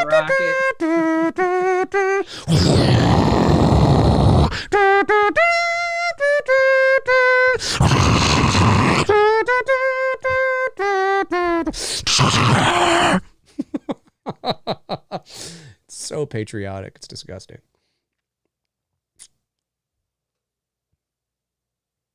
Steve Buscemi. Steve Buscemi always reminds me of, like, I hate to say this, but like a rat. You know, he kind of looks like, didn't he voice like a rat in Ratatouille or something, or I don't know, or so. Family Guy, or there was something that they made fun of that. He's a great character actor, and I don't mean this, I'm not trying to attack him personally. I just mean he's got that, you know, that slimy look about him sometimes. It's an awful thing to say. Like, there's no way you can, like, make that sound nice. I don't mean this as any slight or anything, but, you know, you just kind of have that slimy look about you sometimes. It's an awful thing to say. Robert, summer of '98 was a good year for movies. This is the leather. Well, America, land of the fuck, I can do what I want. Freedom. Yeah, you had Armageddon, Godzilla. Oh, shit. Saving Private Ryan. Oh, fucking phenomenal. Yeah. Deep Impact, Lethal Weapon 4. That was all right. Yeah. Truman Show. Oh, that's such a good movie. Yeah, you had some good movies. There's Something About Mary. That's a funny movie. Yeah. Ben Stiller. Truman Show's great. Land of the... Mask of Zorro. That was all right. That's Antonio Banderas. And Antonio Banderas and... is that Selma Hayek in there too? No, she might have been, but no, the lead was... what's her face? Michael Douglas's wife. Oh, Catherine Zeta-Jones. Yeah, that's it. That's what I was thinking of. Yeah, Catherine not Zeta-Jones. Man, she was hot. She still is hot. Yep. Catherine Zeta-Jones. Yep.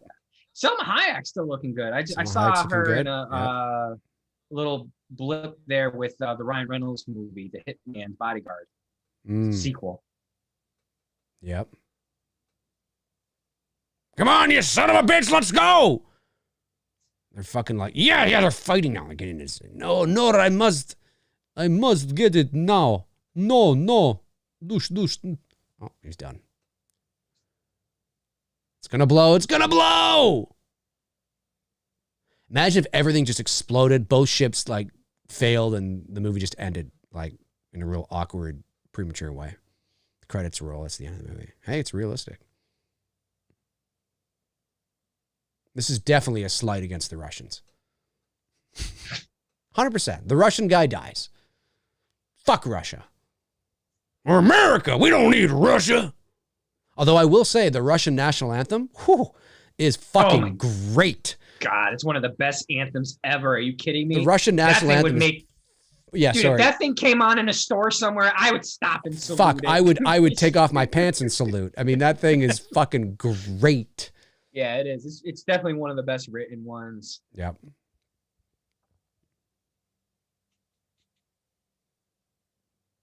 Oh man, yeah. This is such as I said, this is such a testosterone, sweaty ball sack film. It's just, you know, Absolutely. Oh look, there's a female. There's the first female I've seen in, like, I don't know what, 40 minutes.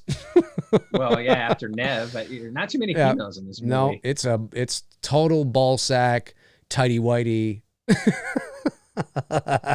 film. Testosterone. YouTube's gonna kick Dave off of YouTube. Yeah, I bet you. Yeah.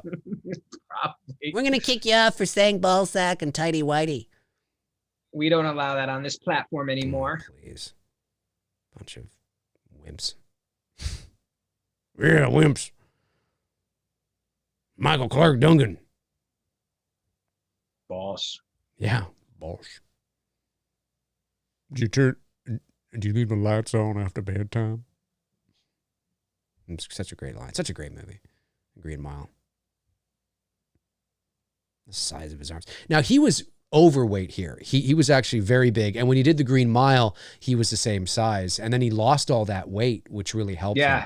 Yeah. I mean, but he was always a big guy. He was always a big guy. Even when he lost the weight, he was always a big guy. Big arms, big chest, big shoulders. But he lost a lot of the weight in his tummy area.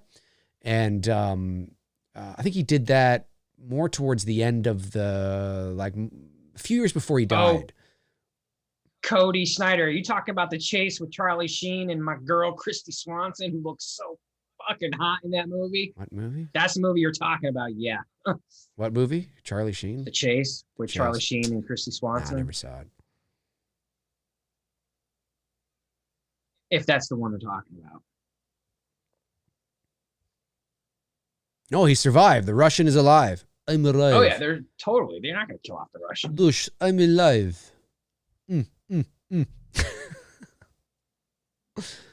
Yeah, it's Robert. It's from H&M.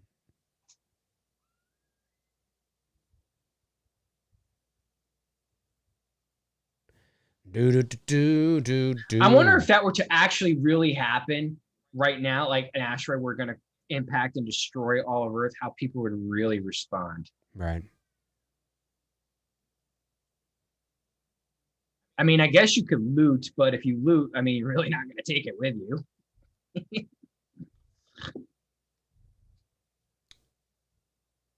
Yeah. America. Oh, The Chase with Henry Rollins. I haven't seen that one. This is a long movie. Yeah, it's about 2.5 hours. 2.5 hours. But you know what? It's a fun 2.5 hours. Oh yeah, for sure. You know what I mean? For sure. It's not like what did he watch here recently that was 2.5 hours? That was just like Independence Day? Maybe? Yeah, that's a long 2.5 hours. Yeah. Yeah. Sometimes this you can is a watch fun 2.5 hours. Yeah. You just get into it and just whatever. For sure. For sure.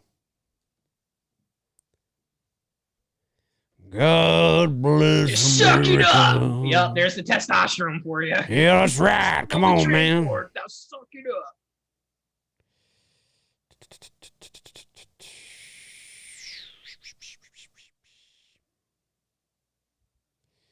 Oh, my phone is blowing up again.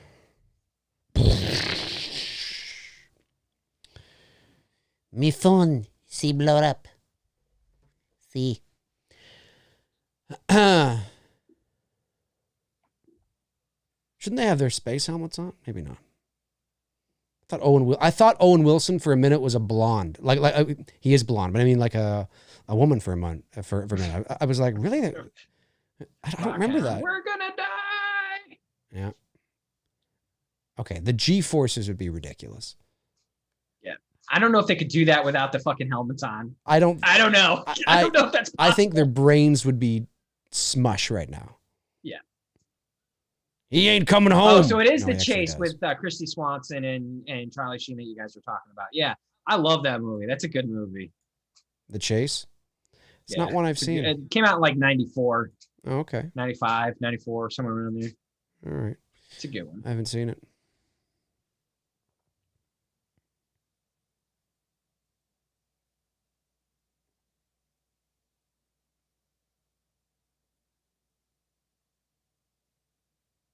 The big one.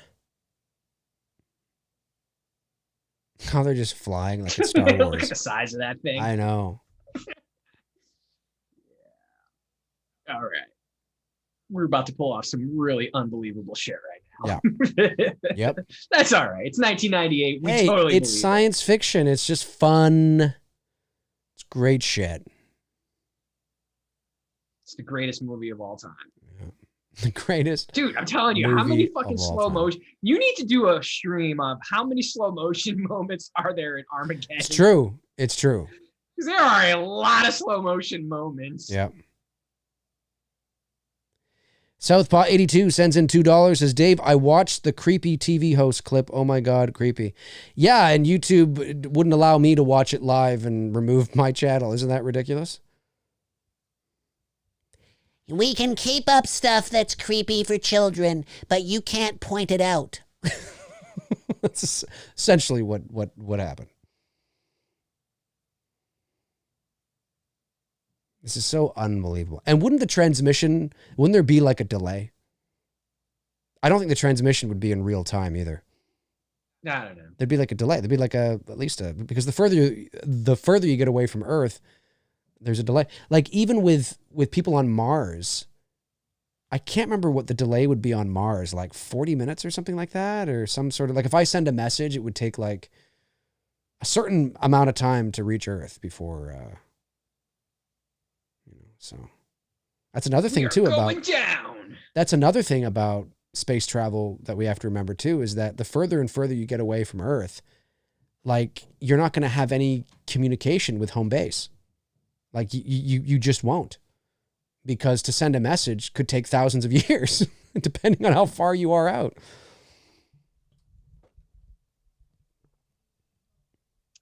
Gary, dude, I haven't seen Fast 9 yet. Oh no, wait, yeah, we did see that. Yes. Holy crap. I've been so busy with work, but I forgot that was one of the recent new movies that we saw here not too long ago. Was it? I had to drive like 45 minutes to a freaking theater that I could get into. And I went with Devin and his wife. And it was over the top. I mean, like what all the Fast movies have become recently. Mm-hmm. So I don't hate it. It is what it is. Right. It's just not the same without Paul Walker. That's just like that. I got you. Missing element that you wish. These guys are getting. There. That's it. It's done. Suck through the window. Suck through the window. That's all right. It's all right, man. We're America. We can take it. Through it. We can sacrifice a bunch of people. I'm starting to sound like Alex Jones. I think that's what's going to be. The frogs are gay. America.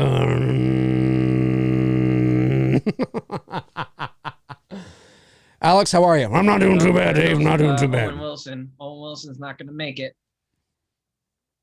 No. Oh, well, who the fuck needs Owen Wilson, really, at the end of the day? You know? No one needs Owen Wilson. But Bruce Willis is... It's the thing. It's just that. Can you imagine being that guy thinking, "Oh my god"? If I was that guy, I'd be holding on, and be like, "Fuck no, I'm not dead yet." Like, imagine just like floating out into space. No. What would you do? Well, you'd be dead. I mean, you wouldn't be able. I mean, if you didn't have your spacesuit, you'd be dead. 1998, you'd be alive. You'd be hanging on to that fucking shuttle. That's true. I ain't dead yet. That is true. That is true. Don't astronauts, I don't know if this was a rumor or true, but isn't it true that astronauts have some sort of poison that they can take if they get dislodged from the spacecraft and like start floating into space? Like they can commit suicide so they don't have to like starve to death out there or something? I've heard something like that. I don't know if that's true, but I thought I heard that years and years ago. And if it's not true, that would suck. You get dislodged, you lost speech, and start floating out there. No.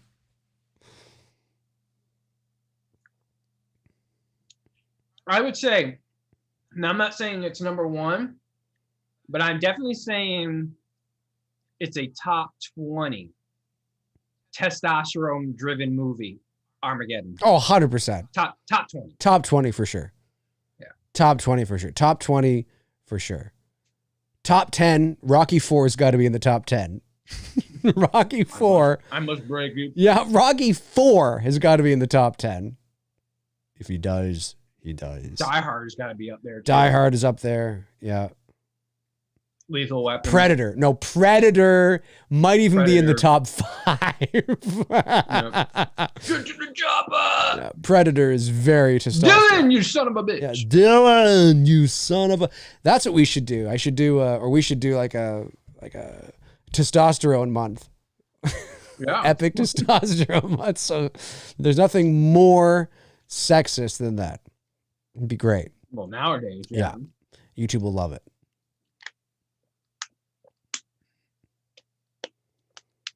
Yeah, you have to have like the number one, whatever the number one is, has to have rippling pectoral muscles with sweat. It's got to have a bunch. Predator might be Predator. Might be Predator. I was just gonna say it might be Predator. It's got to have. That's a tough one to beat. It's got to have biceps. It's got to have men grunting and swearing And Jesse Ventura swears like a sailor in that I movie. ain't got time to bleed. Ain't got time to bleed. You know, it might be Predator. If it's not, it's top 5 for sure. Top 5 for sure. Predator's top 5. If Predator is not the #1 most testosterone movie of all time, you got to come up with something really good to beat that. You do.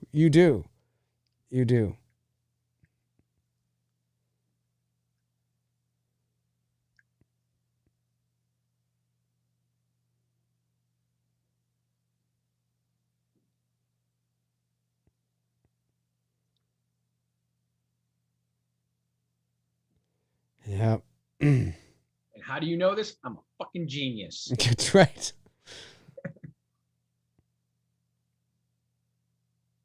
Because I'm a genius. Yeah.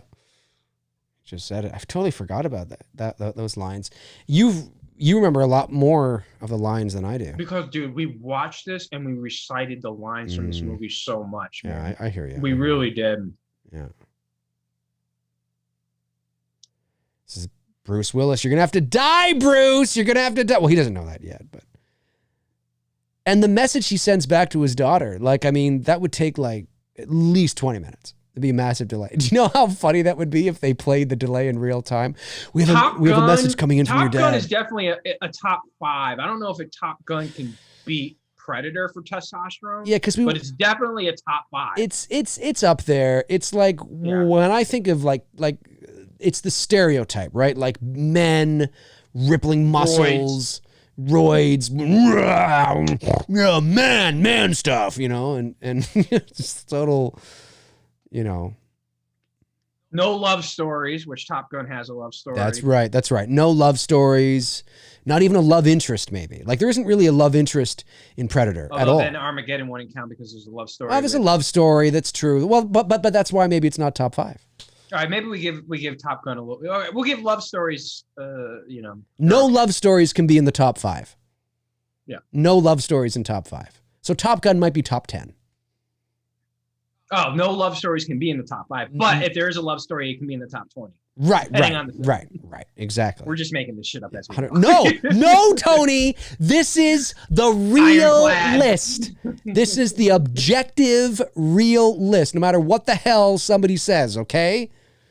This is it. The #4 testosterone movie of all time, Halloween, The Curse of Michael Myers.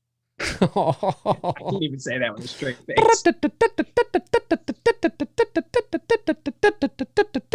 I would put Expendables in the top 20 for sure. Top 20 for sure, yeah. Yeah.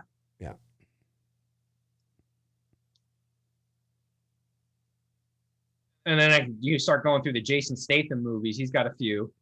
Like I said, he's all testosterone. Well, he was even in the Expendables too, right? So Snatch, I would put in the top 20. Yeah. Testosterone movie. Bruce That's Willis. a good movie, Snatch. We got to watch that one night. Yeah, I haven't seen that in forever. Forever. Pumping Iron, that's a documentary, but yeah. Yeah. That's like the King of the Mountain, and then it starts going from there. That is true. Pumping Iron is very loaded on the testosterone. Although it is, it's a documentary, but I like to Working come. out to me feels like I'm coming. As you say, I like to come. When I'm getting the pump. Feels great, you know. I come. I can't believe he said that with a straight face. Well, it was 70s Arnold, man. He was sly. He was witty. He was. God, could you imagine if he said that today? Oh, I think he should. Holy shit! Everybody gets Arnold to say his lines. Shake. People get Arnold to say his lines, like, you know, get to the chopper, or, you know, the. Not that one though. No, but somebody should. Somebody like Arnold, say your pumping iron line. You know the coming line. Say the coming line, Arnold. Say it. I feel like I'm coming all the time. And he does it. He's like, well, you know, I feel like I'm coming. You know? Ooh, Rambo: First Blood. Yeah, that's definitely a testosterone movie. All the Rambos are testosterone, though. They all are. They're all. But there's always a bit of a love story though in the Rambo films. At least we the should do second a month one, like Predator, Rambo. Yeah. We should do a month like Cobra. Eraser. God, Cobra. Oh my God. I'm shocked. I'm shocked he hasn't revived that character yet. Yeah. Commando. WrestleMania 3. Yeah, that was very testosterone driven. WrestleMania. Probably 3. One of the best WrestleManias of all time. There's a funny there was some funny video I saw not too long ago where there was a bunch of clips right from like the 80s through to now of the WWE/F. And they were just trying to point, it was a satirical thing. And they were showing like funny clips of like awkward moments between the guys in the ring that look very sexual. And it was fucking hilarious. It was so funny. It might even be on YouTube, I'm not sure, but man, it was funny. I was like, yeah, this does really look bad if you were to just look at this in a vacuum. Because, you know, when you're running around and tossing, you know, each other all over the place, you're bound to wind up in a position at some point that looks very weird. And it's elevated because you're in fucking shorts, you know, and that's it. Oh, well, yeah, they're like in not shorts, they're in underwear. Yeah, exactly. So it looks even, you know, more hilarious.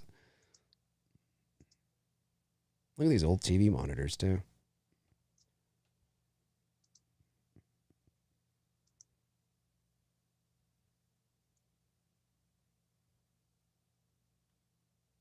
Yeah, like that communication. Con Air, that's a testosterone movie. Yeah.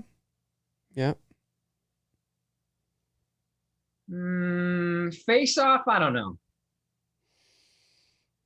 It's good. I don't know if I would put it in the testosterone. Yeah, you can't just pick an action movie. It's got to be like there's got to be a criteria, right? There's got to be like a certain criteria. Yeah. And then like Con Air, you look to see if it meets that criteria. That definitely is, it's over the top. Yeah. Yeah, like one of the things is that it's very over the top, very loud and bombastic. Over the top. Over the top. Yeah. That's a good, yeah, I mean, look, I know it gets a lot of hate, but that's a guilty pleasure. I like Over the Top. I also like his one he did, the other one he did, Locked Up. Meet Me Halfway. Or Lock Up or whatever. There or something like that is the song. I can't remember it. What about the Locked Up one? That's a good one too. With Stallone. Locked Up or Lock Up? I think it's called Lock Up, actually. When he's in the prison. Point Break. Yeah, that's a good one. Oh! He's dead. No, he's not dead. How's this guy just... No, it's Bruce Willis. He's not dead. Oh, yeah, that's right. Sorry. He's gonna be, though. No, that's not Bruce. By the end of the movie, he's gonna be dead. He's gonna be dead. He's gonna be dead.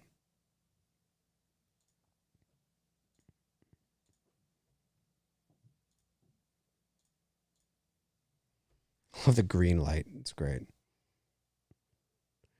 I'm going to tell you what I'm going to do, Billy Bob. Got a classic one for you, a testosterone movie. Debbie Does Dallas. Very testosterone. Yep. I agree. I agree. Is that from the 70s? Yes. Is that where that film comes from originally? Yes, I believe so. Demolition Man. I don't know if it's testosterone, but I'll tell you what, it's freaking scary how accurate that movie's becoming. That's pretty testosterone. That's pretty testosterone. It's also, yeah, but it's also fucking pretty accurate, like to the way our world is turning into. Yeah, no, that's true. That's true. That is true. Dirty Harry, that could be one. Go ahead, make my day. Go ahead. No. Oops. The Great Escape. Yeah. Now you're going into like old school. Mm-hmm.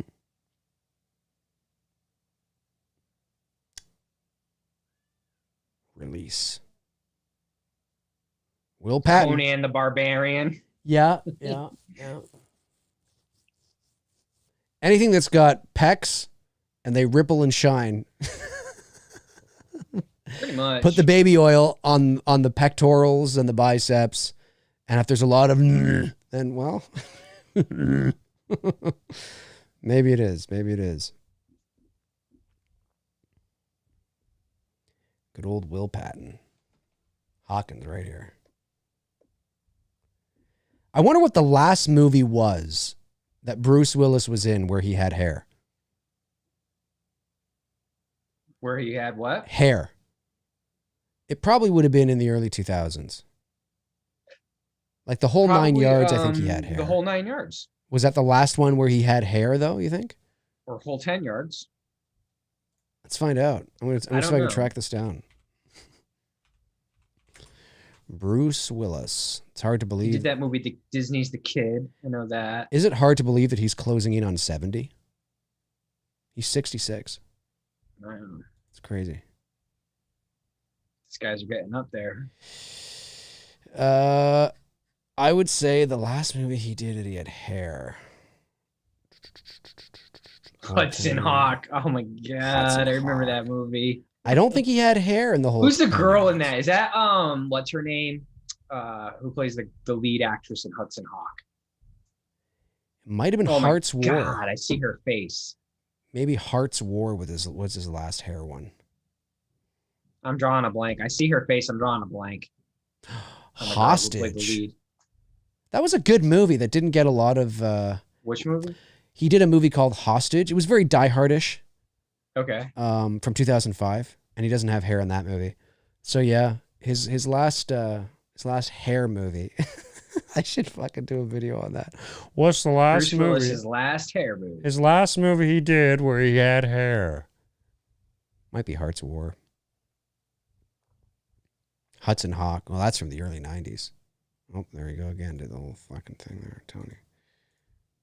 Keith David.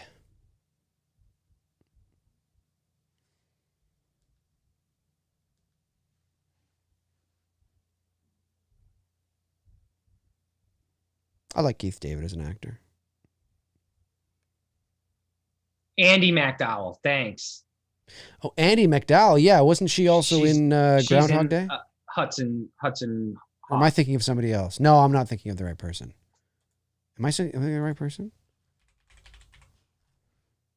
Am I thinking of the right person? I am not. Oh, yes, I am. Yes, I am thinking of the right person. She was in Groundhog Day.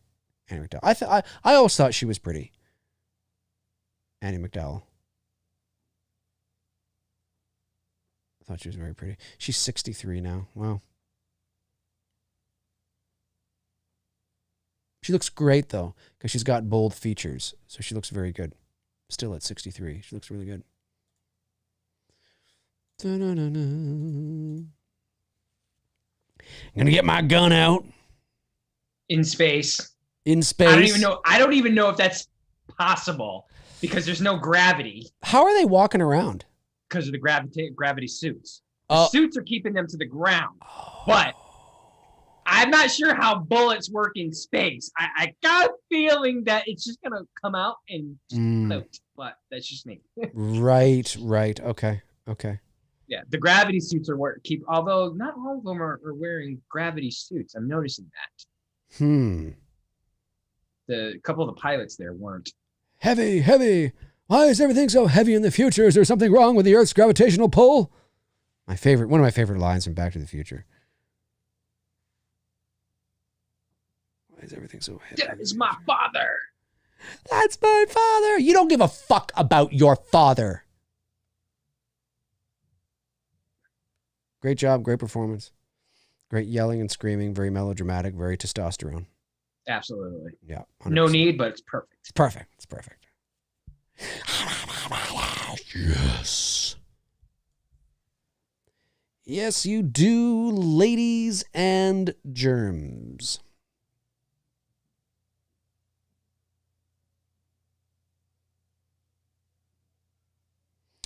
Oh, Bishop Walter says, Dave, Bruce had hair in Perfect Stranger, which was 07. Oh, did he? All right.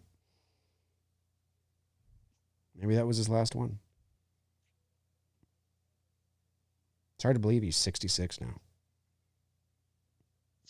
Halloween Resurrection. There's another testosterone for you. Yes, love it. Trick or treat. That's how he says it. Greatest Halloween line of all time.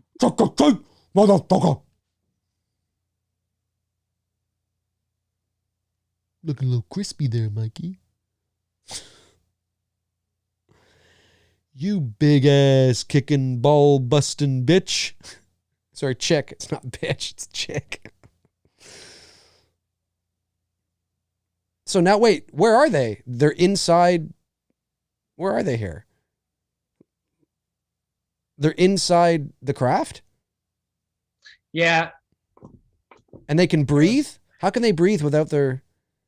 Well, that's possible. Spaceships have oxygen. Astronauts do that. Yes. But in space, astronauts are also floating. That's right. That's right. There's no gravity, but they're wearing whatever it is, Right. gravitational suits. It just makes me wonder. So they prepared for this ship to also have oxygen flowing through it and seeping into the vents out into the... Okay. Absolutely. We didn't ask these questions 20 years ago. No, we didn't. We didn't care. We didn't care. No, we didn't care. We were eating our popcorn and like, yeah, This is fucking possible. Yep. Oh. So there must be... wait a minute. How... If they're in gravity suits, but how is everything else staying down? Again, we need to ask these questions. They're in Okay, so I understand how they're staying down. How is everything else staying? How are the tools staying down? I don't know. It was probably explained in here, and I missed it. Everything on this ship is there. That's a strong gravitation. That's a strong gravity field on this ship.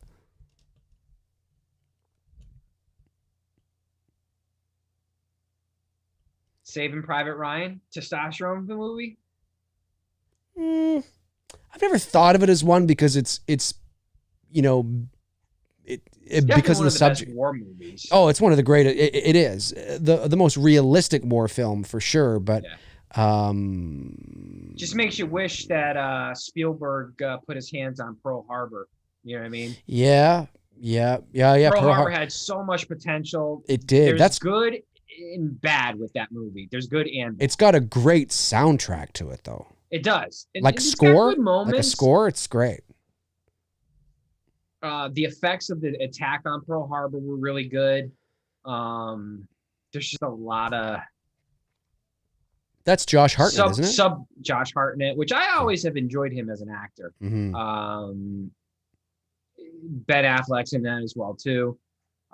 There's just, I don't know, the whole love triangle thing took me out of it. Like, I didn't care for that part of Pearl Harbor. Yeah. But the action sequence, the fighting, like, that was cool. Yes.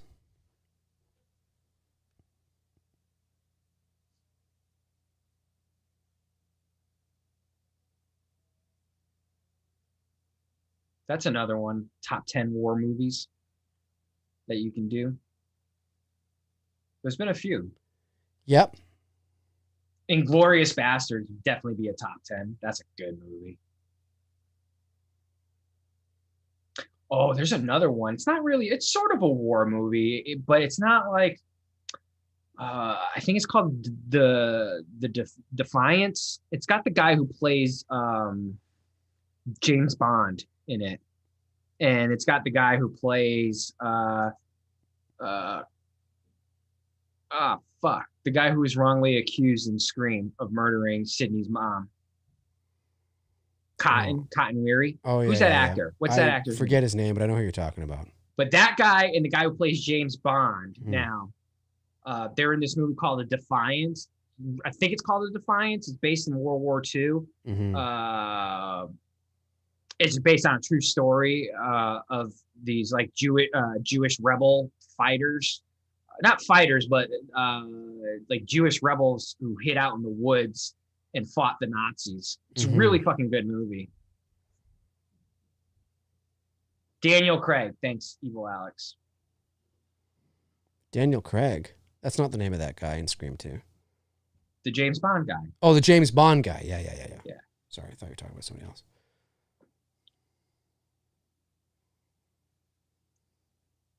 There they go. Red, blue. No, we gotta wait till 1 second left. Then we stop it. Of course. Suspense, baby. Sorry, 2.46 seconds. Right, of course. If you were a gigantic fan of Armageddon, like you're obsessed with it, that'd be a good tattoo to get. 2.46. Absolutely. Just get a tattoo on your arm, 2.46. Like, what's that? Armageddon. Oh, 2.46 seconds! Yeah, Evil Alex. It's been a minute since I've seen Defiance. Were they forced out in the woods because of the Nazis, and that's how they formed their little army group and fought back against them and whatnot? It's been a minute. I don't know the story off the top of my head, but seriously, like if none of you have seen that movie, it's a fucking great movie. Some really good action sequence too in there. World War II action sequence. Is there? Back in business, boys. We're back in business.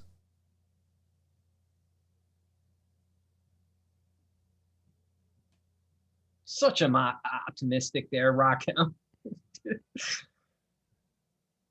Or pessimistic really would be the appropriate word.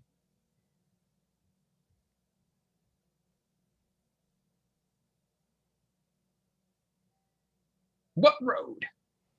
Ruh-roh. What road? Scooby-Doo. Ruh-roh. That looks like that looks like a place that you would see in Star Wars. I'm not Star Wars, fucking the new Marvel movies.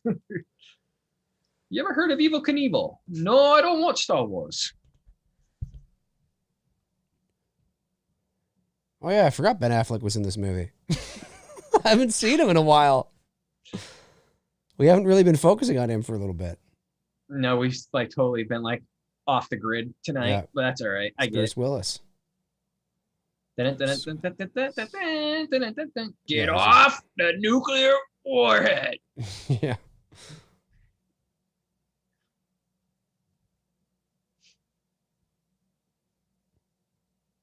Does anybody else? I forget. Who else dies? Just Bruce. Oh, okay. So the rest come home. Oh no, Max. Max is another one. Right. He gets from the gas. Launch. Wait, has Michael Clark Duncan's character already died? No, he's with Ben Affleck Oh, in okay. the Russian. Okay. See, Papa Bear. Oh yeah, that's right. Yeah. That's right. That's right. That's right. I forgot. Totally forgot about this. It's been a while since I've seen it. It's been a microsecond. It's been a microsecond. Yeah, let's say 50-50. Just lie to me.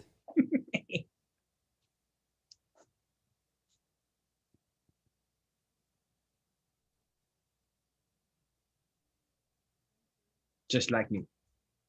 Yeah. My roommates used to, because there was three of us, and my roommate Wayne would always say that. He'd be like, the two of you are going to be heroes, just like me. Yeah, you really know this, like the lines. Because we watched it it's fucking so crazy. fucking much, and we were quoting it. Yes, yeah. Oh no, I'm just saying, yeah, you really do. Yeah, you're just traveling and all of it.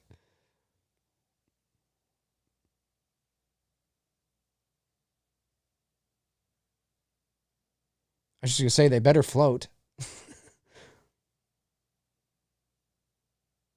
Yeah, King Arthur, Gary, with Clive Owen and Keira Knightley, and I forgot the other dude who plays Lancelot. That's actually a good movie. That doesn't get recognized that much, but it's actually a really good King Arthur movie.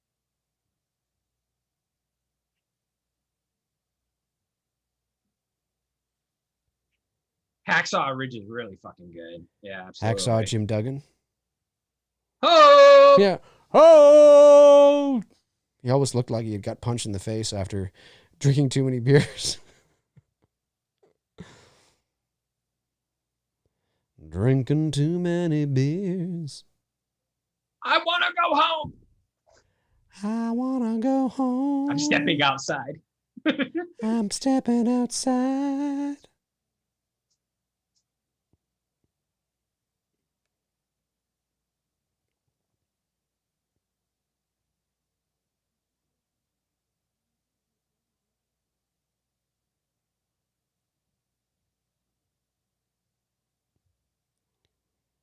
Yeah, this is a Totally believable. Fuck yeah. totally believable. It would happen exactly like this.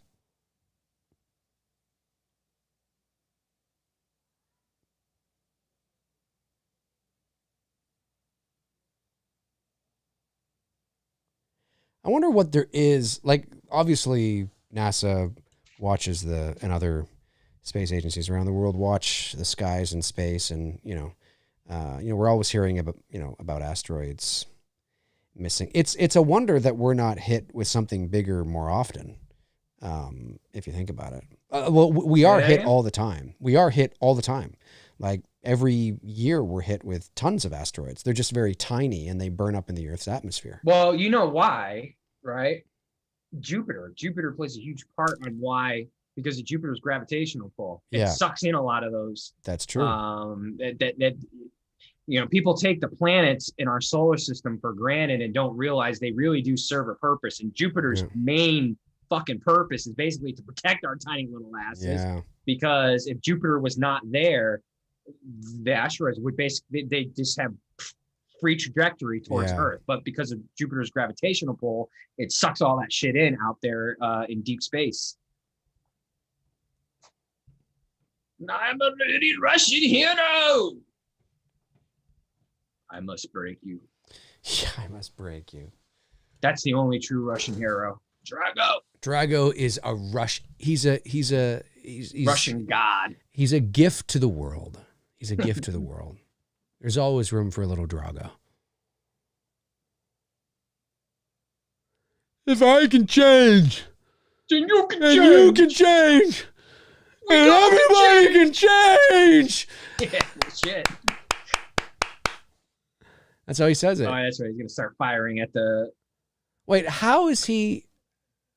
How are they even shooting a gun outside on an asteroid? How are they shooting? I don't know if that is possible, but whatever, Michael Bay. We'll just go with it.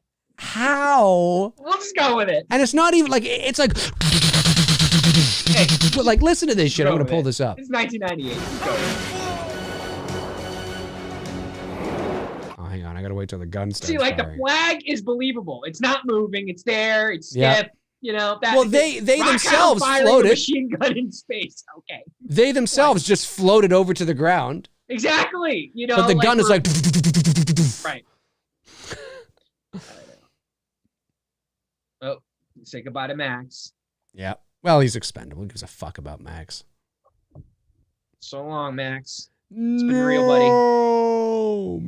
Max. That's what Michael Bay was thinking at this point. He was like, you know what, we need one more death. Yeah. We don't have enough deaths in this movie. Yeah.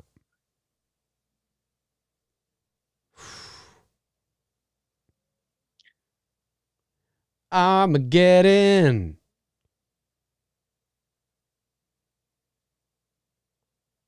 No. Yeah, a lot of slow motion in this. You don't need to have slow motion in space. Everything's slow. Look how the Michael Bay movie. Look at the fucking speed that things are moving at in space. Not possible. Take care, buddy. Like, go on the moon and try to throw a rock around and see what happens. Things are like. I know. You got to do this for the sake of entertainment. But. Michael Bay. We got to have a dramatic moment to bring Affleck back in to save the day. How is Will? Oh yeah, the gravity suits. I forgot. I'm still trying to figure out the machine gun thing. The gravity suit is totally something written, so they don't have to worry about making it look like they're in space bouncing around and with wires and shit. There's wind, and there's wind blowing the sand. Right. Oh yeah, there is too. Why is there? Why is the steam blowing? Hey, why is the steam blowing? It should just be in Georgia. It should just be there. That's in that. Yeah, I believe that looks like Georgia. It looks like the South for sure. Hey man, that's in Georgia, man. Come on down to Georgia. We're gonna have some porgia. No, I don't know. That's not. It's a great tune. Georgia's #1 song, man. Here it comes. Georgia. Devil went down to Georgia to have some porgia. Put some things in storage. Yeah, this is. I think France gets totally fucking annihilated here, right? Oh, France gets wiped off the map. Wiped off the map, bitches. So it's the tinier one. We haven't missed it already. Oh no, it's coming now. So. Yeah. And this isn't even the big kahuna.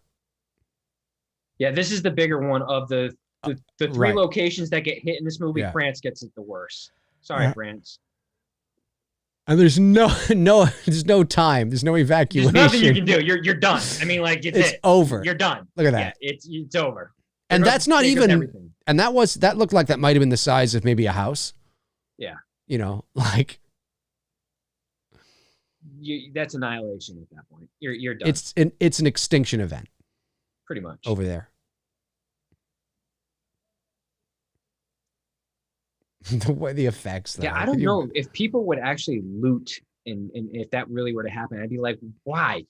You're gonna get blown up. Like it won't fucking matter. Nah, well, I guess at this point, what's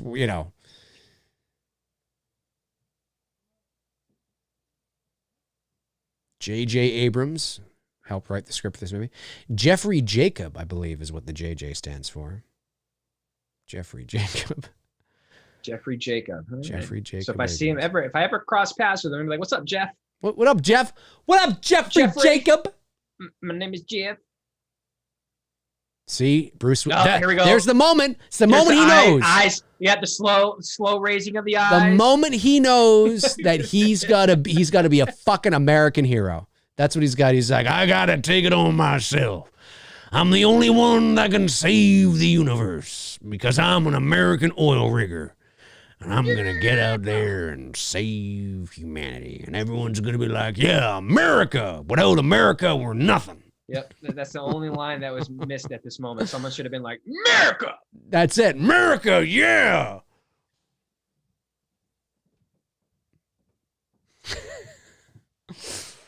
Daddy? No, Daddy, no. Your boyfriend's back. You didn't even like me anyway. You called me Harry for how many years? But I want to call you Daddy now because I realize you're such a hero and we could have a real good relationship together. Fuck you, woman. I just got 5 words for you, boy. Damn glad to see you, boy. That was funny. You said that the exact same, like, it looked like Bruce Willis. Like your voice was Bruce Willis's voice.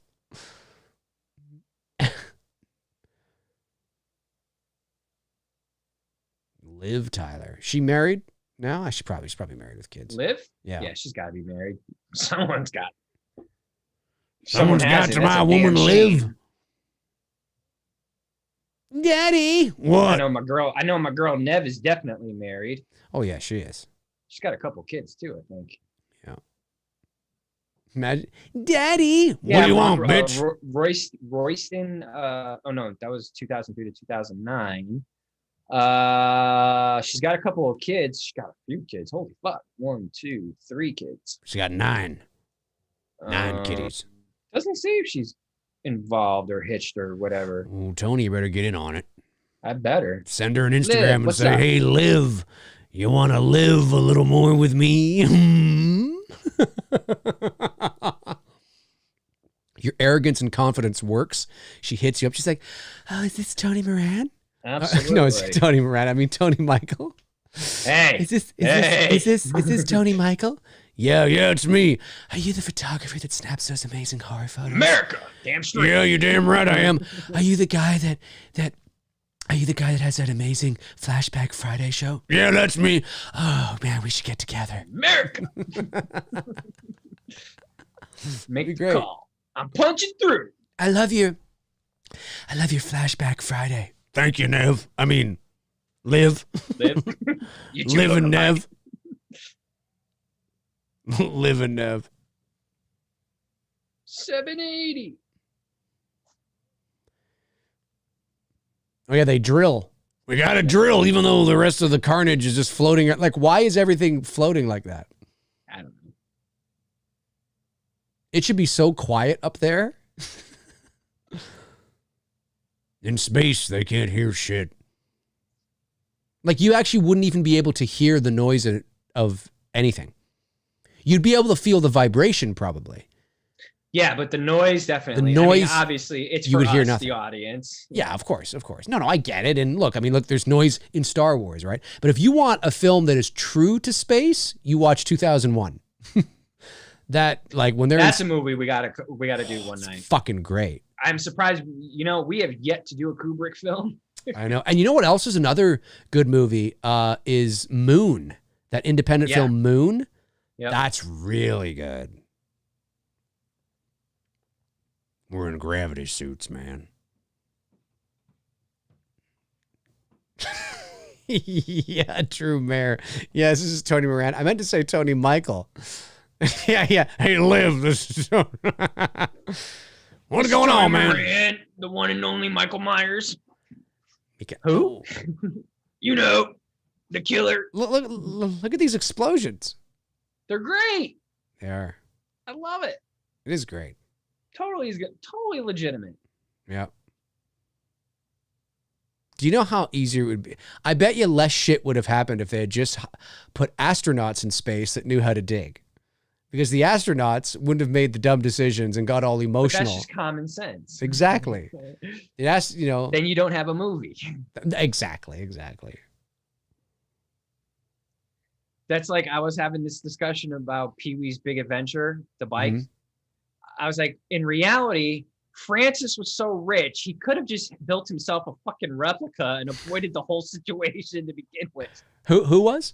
Francis, the guy who stole Pee-wee's bike and got rid of it. Yeah. He was so rich, he could have just built himself one. Yeah, it's true. I mean, like, what the fuck? It's true.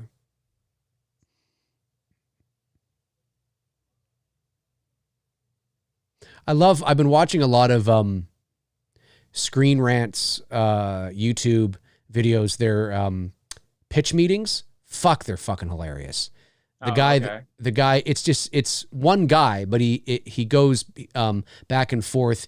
He plays a guy that walks into an office and pitches his idea for said film, and then he also plays the other guy that's listening to it, and it's just the way it goes back and forth is fucking hilarious. He's the same guy, but it's done with quick cuts and quick edits. They're only like 5-minute long videos, and he's poking fun at every movie, and even the good movies. He pokes fun at them in a satirical, all in good fun way, and it's just funny. And one of my favorite things he always says is he'll say something like that's clearly like a plot hole, not a plot hole, but something that maybe you have to suspend your disbelief over, and then he'll say something like, wait a minute, that doesn't make any sense. Why did you do that? Because I wrote it that way. Okay then. It's just fucking funny. It's all you have to say is, why did that happen? Because I wrote it that way. Okay, fine. All right, fine.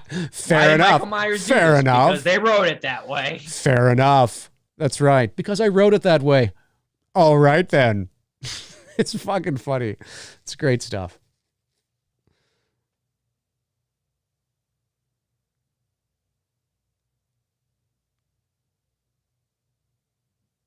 The Aerosmith song comes in at the end, right? Well, minus the ones that we've heard already. Yeah. But I mean, like the main one. Theme, that comes in at the end. Yeah, that's what I thought. I could stay awake just to hear you. Dreaming? Breathing, I think. Breathing? Breathing?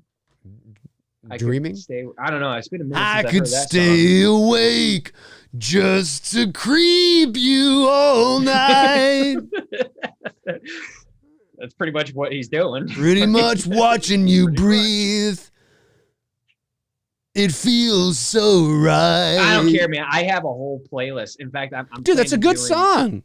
Oh, power ballads? I love power ballads. Yeah, Maybe we don't do that shit anymore. No. Like back in the 80s and 90s, they used to freaking do all those power ballads and love songs and shit.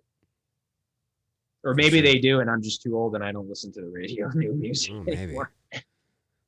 It's coming up to the point where, the love songs back in the day were just so like, I don't know, just deep. Wait a minute, deep? Don't they, to figure out who's gonna stay behind? Don't draw straws. They draw straws. Yeah, I remember that now. Yeah, and AJ actually draws the short end, and then right. Of course, Bruce Willis is like, I ain't having none of that. No, you're gonna go home to my daughter. Marry my daughter, and it's gonna be a very emotional moment because at the beginning of the movie we didn't like each other, and I didn't want you to be around my daughter, but I'm gonna sacrifice my own life so you can go home to my daughter, and the audience is gonna go, oh, that's so amazing and emotional, and it's gonna make me look like a real hero. Why? Because I wrote it that way. Why? Because I wrote it that way. That's right. From now on, that's how we got to do. Yeah. Now on, why? It's because they wrote it that way. It's just the way it is.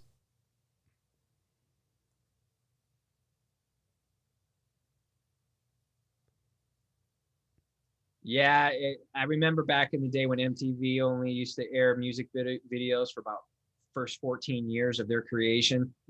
Mm. It's been about since mid 90s, right? Although they had TRL was on for a little bit. What's that? TRL? What? Total Request Live with Carson Daly. Oh, yeah. But they didn't even play the full video. They played like 30 seconds of the video and then they come back. Like, what the fuck? But back in the 80s and early 90s was like the peak of like MTV, the best. Those were the best years when they would play the full videos. No stupid I'm 16 and pregnant TV shows. Like, whatever. Yeah. Fucking horrible Scream TV series show. Sorry if you're a fan of it, but that shit was fucking, that shit was stupid. Scream TV show. I didn't even bother watching it. I watched like one episode. I'm like, this shit is dumb. Although I will say this, there were a couple of shows I was into that MTV did that were good. Jackass, obviously being one of them. That is definitely a testosterone-driven show. Even if they don't have, pecs and shit, the crazy shit that those guys did.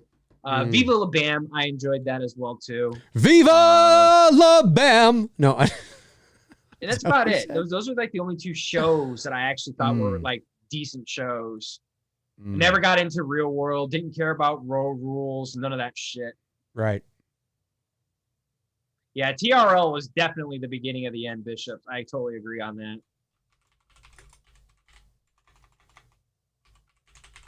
Harry, it's my responsibility. Your responsibility is to marry my girl. Or my job. That's your job. Yep. That's your job. Ain't no fucking shit. That's your goddamn job. That's your goddamn job. That's your goddamn job. How do I get into this? There we go.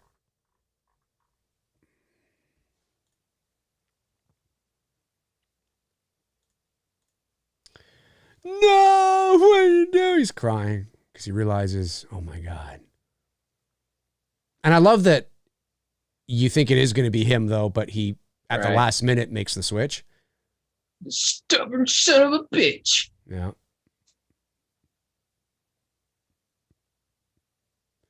Daddy. I will say, the ending was like, man, that sucks. When he's talking the ending was hugely emotional. I remember getting choked up in the theater watching this. Man, that sucks. Yeah. Oh, She's got her hand by the TV. That was in the music video, too. Yeah. Yep.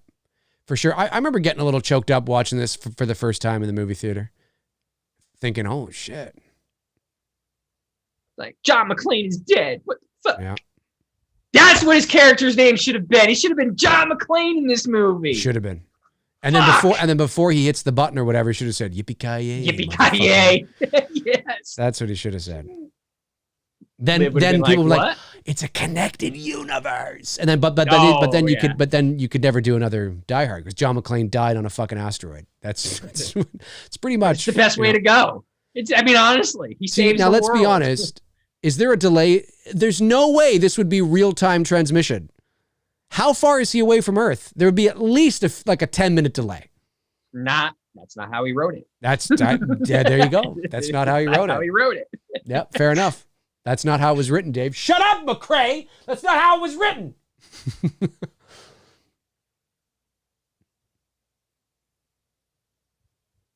Good performance from both of them. Great. Yeah, from both her and him. Yeah, I agree. I absolutely agree.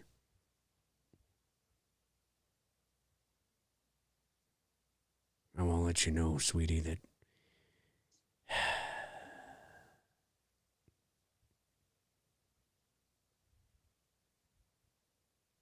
Bruce Willis. AJ's going to take care of you. So Bruce Willis, if he's 66 now, he's 66, 56, 46, 45, 44, 43. So he was 43 here. Bruce Willis. He was our age. Essentially our age here, yeah. But he looks way older than us. He does look a little older than 43 here. He looks a little bit older than you and I. We're 42. Yeah. Yeah, because he's 66 now. And this is 23. Oh, they could have also aged him a bit. You know what I mean? They could have done it that way. Or he just went prematurely gray a little bit, you know? Yeah. I mean, I have a lot of gray in my beard. I mean, geez. He's got some wrinkles like on his face around Mhm. here. He's got the wrinkle smiles or laugh Mhm. smiles, whatever you call them. Oh, Yeah. gotta have the one teardrop going down. Gotta have it. Just one. It should have That's been how the I other wrote it. side. That's how I wrote it. It should have been on the other side One of his face, teardrop, though, that's where the light was. But anyway. Yeah. Take your hand off the screen, woman. You have a weird hand. That's not how he wrote it. The way it is, folks. The way it is. The way it is, ladies and germs. The way it is. But Dave, why did Michael turn left and not go right? It's not how he wrote it. It's not how it was written. It's not how it was written. That's how you got to respond to people's questions from now Can you on. imagine how annoying that would get after a while? Not how he Dave, wrote why it. did... I don't know. It's because that's how it was written. It's not how it was... Yeah, it's how they wrote it. Yeah, you would piss people off. Because you could literally insert it that would be for funny. anything. It would be funny.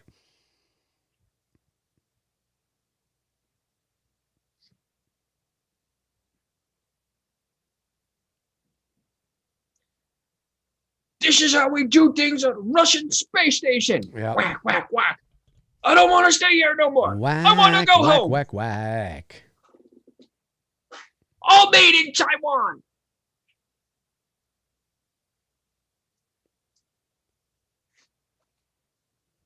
They're going to blow it up. I stayed away just to hear you ring. It's like, holy shit, what song is this? Look how fast everything's moving. Come on, Bruce. Oh, that's right. And he like divides it, and it goes like on either side of the earth. I remember this now. She looked at him like Russian she space station. She looked at him like she was I don't like wanna attracted Be to him. here then. no more. I think she's sexually attracted to his aggression. She is. The way she was like, ooh, We can go home. confidence. Yeah. Yeah.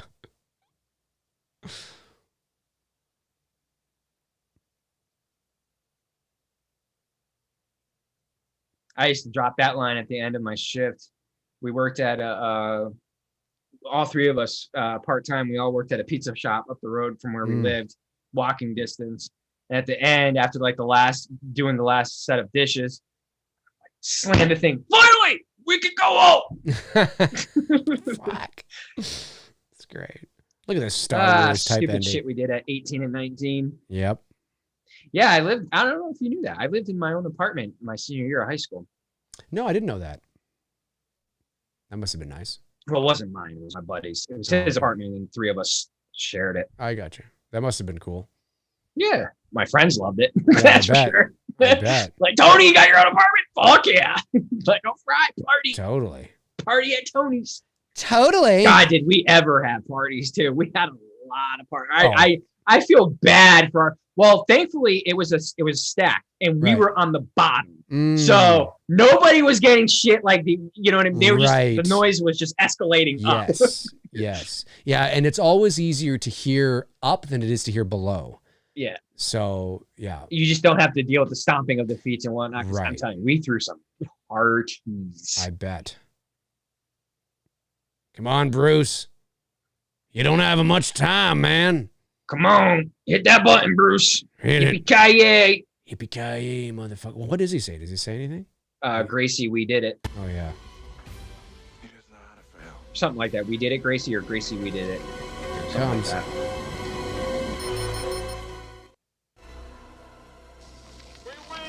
Oh, we win. Yeah. Close enough. For a movie that I haven't seen in a while, I did pretty good on the dialogue. Oh, and now we got to have the flashback sequences. That's right. That's right. Got to have that. Gotta have that. His life flashing before his eyes. Yep.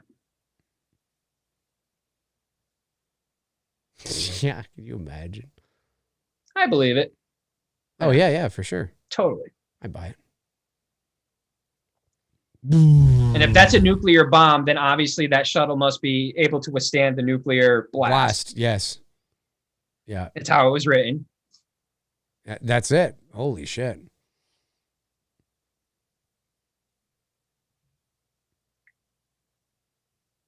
Fuck yeah, America. Yeah, America. There's the flag. America. America saved the day because we're America. No one else on the planet could have fucking done this, man. We're going to get some American oil riggers and get them up there. 'Cause we're America. Land of the, what are we the land of opportunity and freedom and freedom and freedom and freedom. Freedom! We're coming home, Houston. Yep. You the man. You the man, boss. Yeah, can you imagine he said that? Of course, this was before the Green Mile, but that still would have been funny. Yeah, we win, boss. Yeah. Cue the Aerosmith music. Oh, yeah, it's coming up right now. Coming up very shortly. Your dad was a brave man. Kind of reminds me of John McClane. A great score. Oh, absolutely. I'm probably going to listen to this soundtrack tomorrow when I'm editing. Yeah, it's a great score. And it's been a while since I've listened to it. America! Yeah. Kids on the, whatever you call those things in front of the fire truck. Now all kids are playing with shuttles. Oh, and there's there's JFK. Kennedy. Kennedy. JFK. JFK cheated on his wife. Shut up, bitch. He was for peace and love in America. Oh, $100,000. I was right. Someone said I was wrong on that. No, he said $100,000. Oh, he did say $100,000? That's what he just said. He said $100,000. Wow.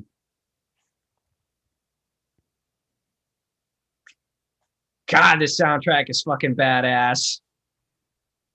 Yep. I need to start working out to that shit. Who did the music for this? I wonder. See, I don't know if this does it Like have for the the scores score. on here. Theme from Armageddon, composed and performed by Trevor Rabin. Hmm. Now I don't know if that's including this. Right. I gotta believe it is. Yeah, probably. Man. Dun, dun, dun. Oh, slow motion. It's great. Slow motion, running up the to each walk, other. The walk. Testosterone. Look at those testosterone. Now they're running up to each other. Their pecs are bulging underneath their spacesuits. Absolutely. Their bodies are oiled underneath the spacesuits.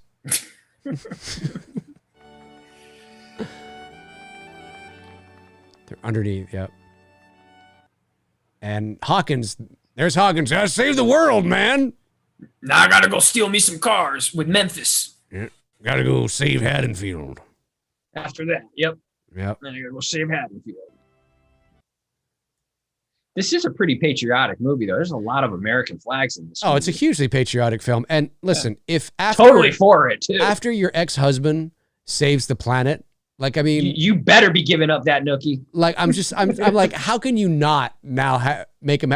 He just saved the world. Okay, you know. Man I've ever met.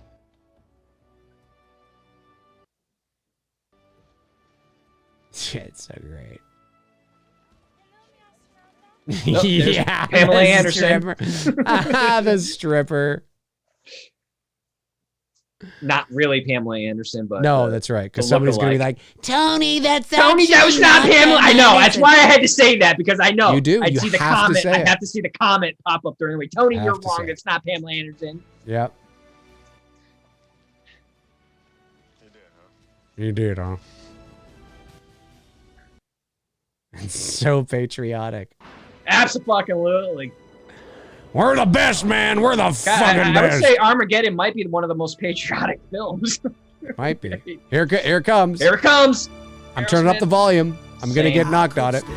Stay awake. Just to hear you breathe. Breathing. Yeah, that's it. Breathing. Okay.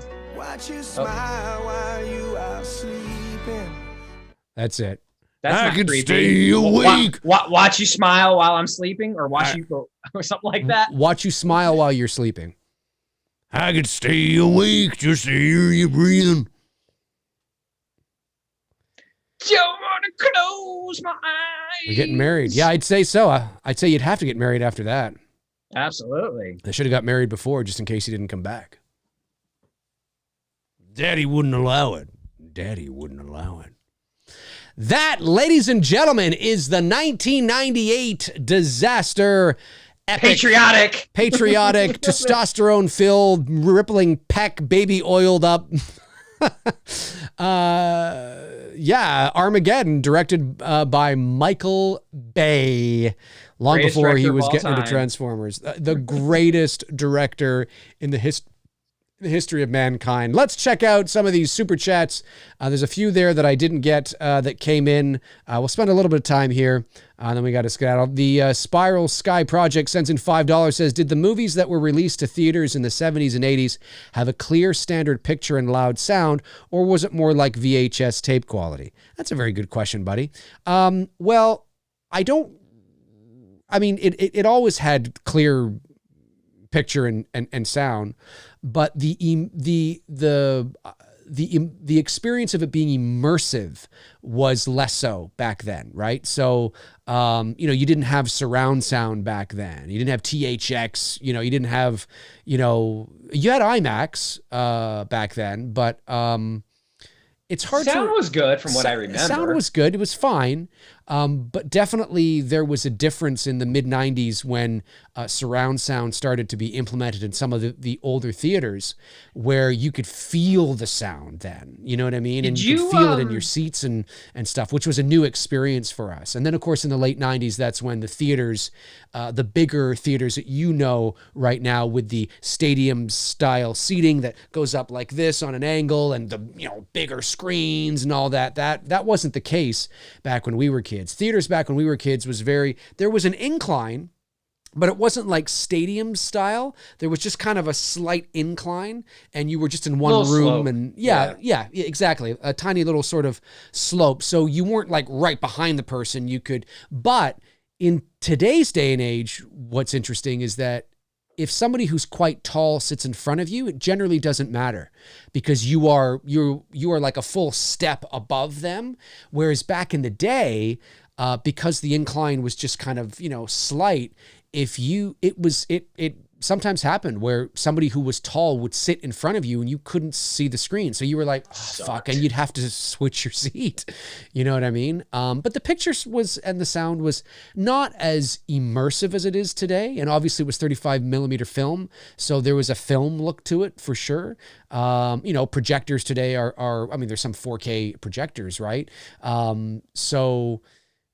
It's relative. Like we didn't know any better, but it wasn't like grainy or like, or something I don't see anymore. And I learned this and I don't see it anymore because a lot of the films that we're watching are digital. Tony, you'll probably remember this. And for those of you that are old enough, you'll remember this. Do you remember when back in the day when you would watch a movie in the theater and at some point in the movie you would see like a blip in like the corner of the screen or something? You see like a little like blip or something, like a almost like a light flash or like a little blip, like a flare, whatever. Yes. Do you remember that? Yes. That was I learned, and I stand to be corrected on this, but what I learned, and I think I might have learned this in film school, is that because back in the day when you would actually shoot on film, you would actually cut the film when you were editing. Like you would physically cut the film, right? That's why they called it the cutting room or leaving, it on the cutting room floor.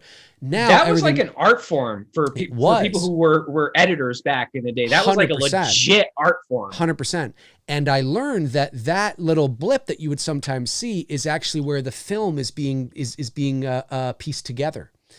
So is where they would actually piece one part of film to the other. So something was removed in there or whatever it was, right? It flashed for just a few seconds. And you'd sometimes see it maybe a couple times throughout a picture. Now, again, I stand to be corrected. There might be some details and some variables that I'm not relaying that can kind of give it a better picture of what that is. To be fair, I might only be speaking in half truths. I'm not sure, but I remember something about that and learning about that and thinking, yeah, I remember. I used to see that all the time. Well, with digital, because they shoot movies digitally now, by and large, you don't see that really anymore. No. And sometimes I think that might have been, or maybe it was the theater projectors. Maybe it was because maybe it was actually not the cut of the film. Maybe it was because back in the day, they would send multiple reels of movies to the theaters. Like Armageddon would have showed, the film Armageddon would have showed up maybe on like 2 or 3 reels. You know what I mean? And the projectionist would have to change that reel over sometimes in real time. Maybe it was something to do with that then, maybe it was something to do with that. Anyways, it was because we were watching film, whatever the issue was. And nowadays, of course, they have digital projectors and films are just on hard drives and they just hit a button and, away you go. You know what I mean? It's not a big deal anymore. But did you ever with sound do like what we used to do to give our the ghettofied version of surround sound is take the RCA hookup in the back. Or leads, depending on where you live. Some people call them leads, and we call them RCA cables. You take the RCA cables, plug it in the back of the TV, and then plug it in the back of your stereo system, and use the aux on your stereo system. You used to do it all the time. And that was your surround sound. It wasn't really surround sound. It was just that the movie was coming through big speakers now, and you could set your speakers up wherever you wanted, but you were hearing. Every layer of the audio track, you were hearing the same through all the speakers. Yeah, it was our ghetto version of surround. Right. Where surround sound today, if you have a proper surround sound system, you will actually only hear the dialogue through one set of speakers, which is the front, and then the surround sound is for the different other layers. If it's mixed properly in 5.1 or 7.1 or whatever it is, you will hear like explosions on a different, layer of audio. But you would put it through your stereo essentially, and then you would just hear the movie. And it worked. It was it worked. It was really cool. It worked for what we had back in the day. Yeah, it worked. It was really cool. 100%. The Spiral Sky Project sends in $2. Says, any idea how the picture quality was back then? We kind of touched on that. I think it was fine. I mean, obviously it's not as good as it is today. But it wasn't awful. It was fine. Yeah. Was fine. Tommy Jenks sends in $5. Says, Lori and her boyfriend are always making out in H2O. Lori and her boyfriend are always making out in H2O. Is she supposed to be like a damaged bad girl? I always skip the makeouts. Looks so forced. That's how it was written. It's just how it was written, man. Well, I think she's psychologically damaged, but that doesn't mean that she can't, have love or fall in love. You fast forward, Tommy.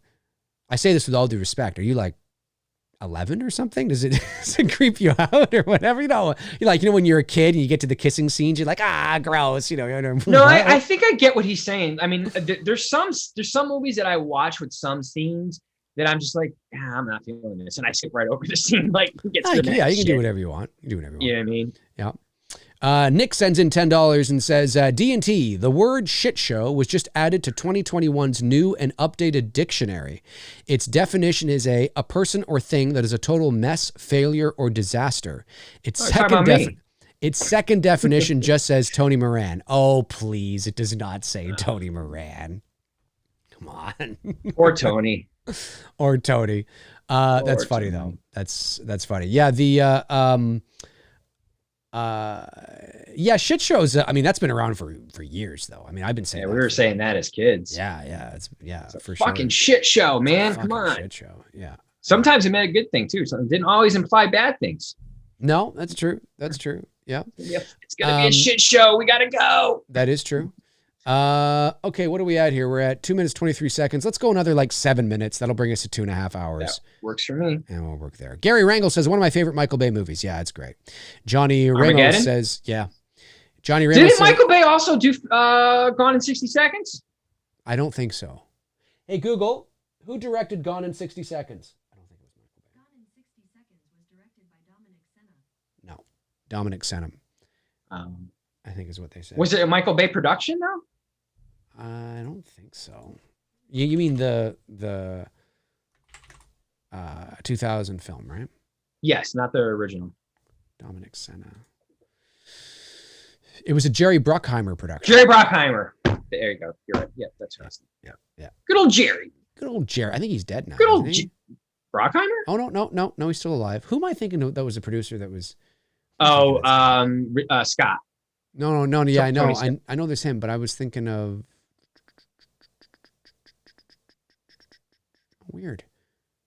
Yeah, Brockheimer died. Man, everybody would have known that. That would No, he's still have alive. big news. He's still alive. Okay, fair enough. Okay, fair enough. Fair enough. Okay. Cody, I agree with you. I agree with you, Cody. I like women with short hair too. I agree. Yeah. Oh, yeah. I mean, yeah, there's a lot of like women Keira with Knightley. short She's one of those that can pull off the short hair look. Yep. It looks really good. Yep, And if a I girl agree. can pull off the short hair look, that's like, yeah. I agree. Yeah. Bishop Walter says, Dave and Tony, bigger star in the 90s, Bruce Willis or Mel Gibson? I was a huge fan of both, but I think Mel gets the edge. Probably Bigger Mel. Star. What's our benchmark? Or like, Well, or what are you we gotta measuring, figure right? Braveheart came out in the 90s, right? Mhm. And Mel was Couple also Lethal Weapon transitioning. movies. And he was transitioning from a lot of that stuff. He did Braveheart, and then he went into kind of the rom-coms. He did What Women Want, which is, cute little comedy film. Yep. Maverick. It's a good movie. Ransom. Ransom. Give me back my son. Yeah. That's a good movie. It is a good movie. Really good I mean, movie. I'd say that like it depends on what we're measuring it against. And I know that's not, fun, but when you say that, my immediate thought is, well, are we talking about like what's our measuring stick? Who was the biggest box office star? Who do people like the most? Who was on the most talk shows? Who in the general feeling, like who did you get a feeling was the bigger star? I don't know. I mean, Bruce Willis was pretty big too. But I definitely think if you want to base it like on like the popularity of the time, probably in the 90s, I think Mel probably was a bit maybe more Mel, on the popular side, Yeah, could be. Conspiracy Theory, I watched that on Saturday. Yeah, Conspiracy Theory with Julia Roberts. Julia Roberts, yeah. Yeah. He did a couple of the Lethal. Well, he did 2, 3, and 4 in the 90s of the Lethal Weapon film. I totally agree with that, Cody. Of the acting quality, Mel Gibson's definitely the better actor of the two. Yeah. Mel's definitely got. When did Patriot come out? Was that in the 2000s? 2000, exactly 2000, I think. Oh, okay. So it was exactly 2000. Yeah, I'm pretty So sure. yeah, Mel was on a run at that time, and then he did Passion, like early 2004. Right? Yeah, so 2004 was Passion of the Christ. Yeah, I'm pretty sure it was so 04. he was on a run from the 90s through the early 2000s, whereas Willis was kind of like he had done Armageddon, he did Sixth Sense. Yeah. Let's look at. I know Die Hard with a Vengeance came out in the early 90s, 95 or mid 90s. Okay. Yeah. So let's look at Bruce Willis in the 90s. Let's take a quick look here. So Bruce Willis in the 90s. Hudson Hawk was terrible. Yeah, The Last Boy Scout, Player, Death was all right. Cancer, Lethal Weapon, Striking Distance, Pulp Fiction. What's the movie he Bruce did with Willis was Daniel in- Harris? Or not Stallone.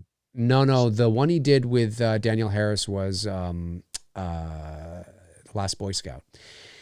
Okay, so he did do one with Harris, and then Stallone also did one with her too, right? Yeah, which was Daylight, I think. Daylight. He did Pulp Fiction. Bruce Willis did Pulp Fiction. Color of Night. He was in Pulp? Oh, yes, he was in Pulp. Yeah. He was, that's right. Die Hard with a Vengeance, 12 Monkeys, The Fifth Element, That was probably the last decent Die Hard film. The Die Hard with a Jackal, Vengeance. Mercury Rising, Armageddon, The Siege, The Sixth Sense. That's a good movie. I will say that he's- it's good. And his acting in that is solid. Yeah. In the Sixth Sense. Yeah. Drew Mayer sends in another $2, says, thoughts on Peter Rabbit 2, The Runaway. I haven't seen it. Haven't even seen Peter Rabbit. I have not seen it. I haven't seen Peter Rabbit either.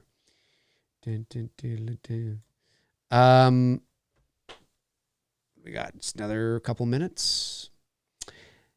Daisy McMillan says, Cellular was a good movie. I agree. Just a random mention of a good movie. No, I agree. Cellular was a good movie. Is that the one Who's with in that? Captain America guy? Oh, was Chris that- Evans. Yeah, Evans, right? Was that Cellular? I don't know. I get the Evans, the Helmsworth, and Pratt. Well, not Pratt. I know who Pratt is, but Cellular was 2004, and it was Chris Evans. Yeah. Chris Evans. Yeah. Evans is good. That was a There's good some. movie. Yeah, there's some flicks that Evans done that's been like, Yeah. it's a pretty solid flick. Yeah, no, that was a good movie. I agree with Daisy on that. I remember watching that and thinking it was good. Yeah, I do. I think I got all the super chats. Did I? I think you did. I think I did. I think I diddly do. Got all the super chats. Oh, one more comes in from Nick. We'll get this one. He says, D&T, you got You guys ever see Will Patton in his very best role as a bad guy in 1987's very suspenseful No Way Out with Gene Hackman and Kevin Costner? No, I have not. I have not seen it either. Not, but I'll have to check that out. We'll have to, that's something that I'll definitely want to check out for sure. All right, folks, listen, that is going to do it for Tony, Michael, and I on this episode of Two Dudes and Some Bullshit. Thank you to our great moderators, Frank Riker, Tabitha Shore, Darren Sands, and Chris Baber for doing what you guys do. We really appreciate it. Thank you to the Super Chat questions that came in, the non-Super Chat questions that came in, of course.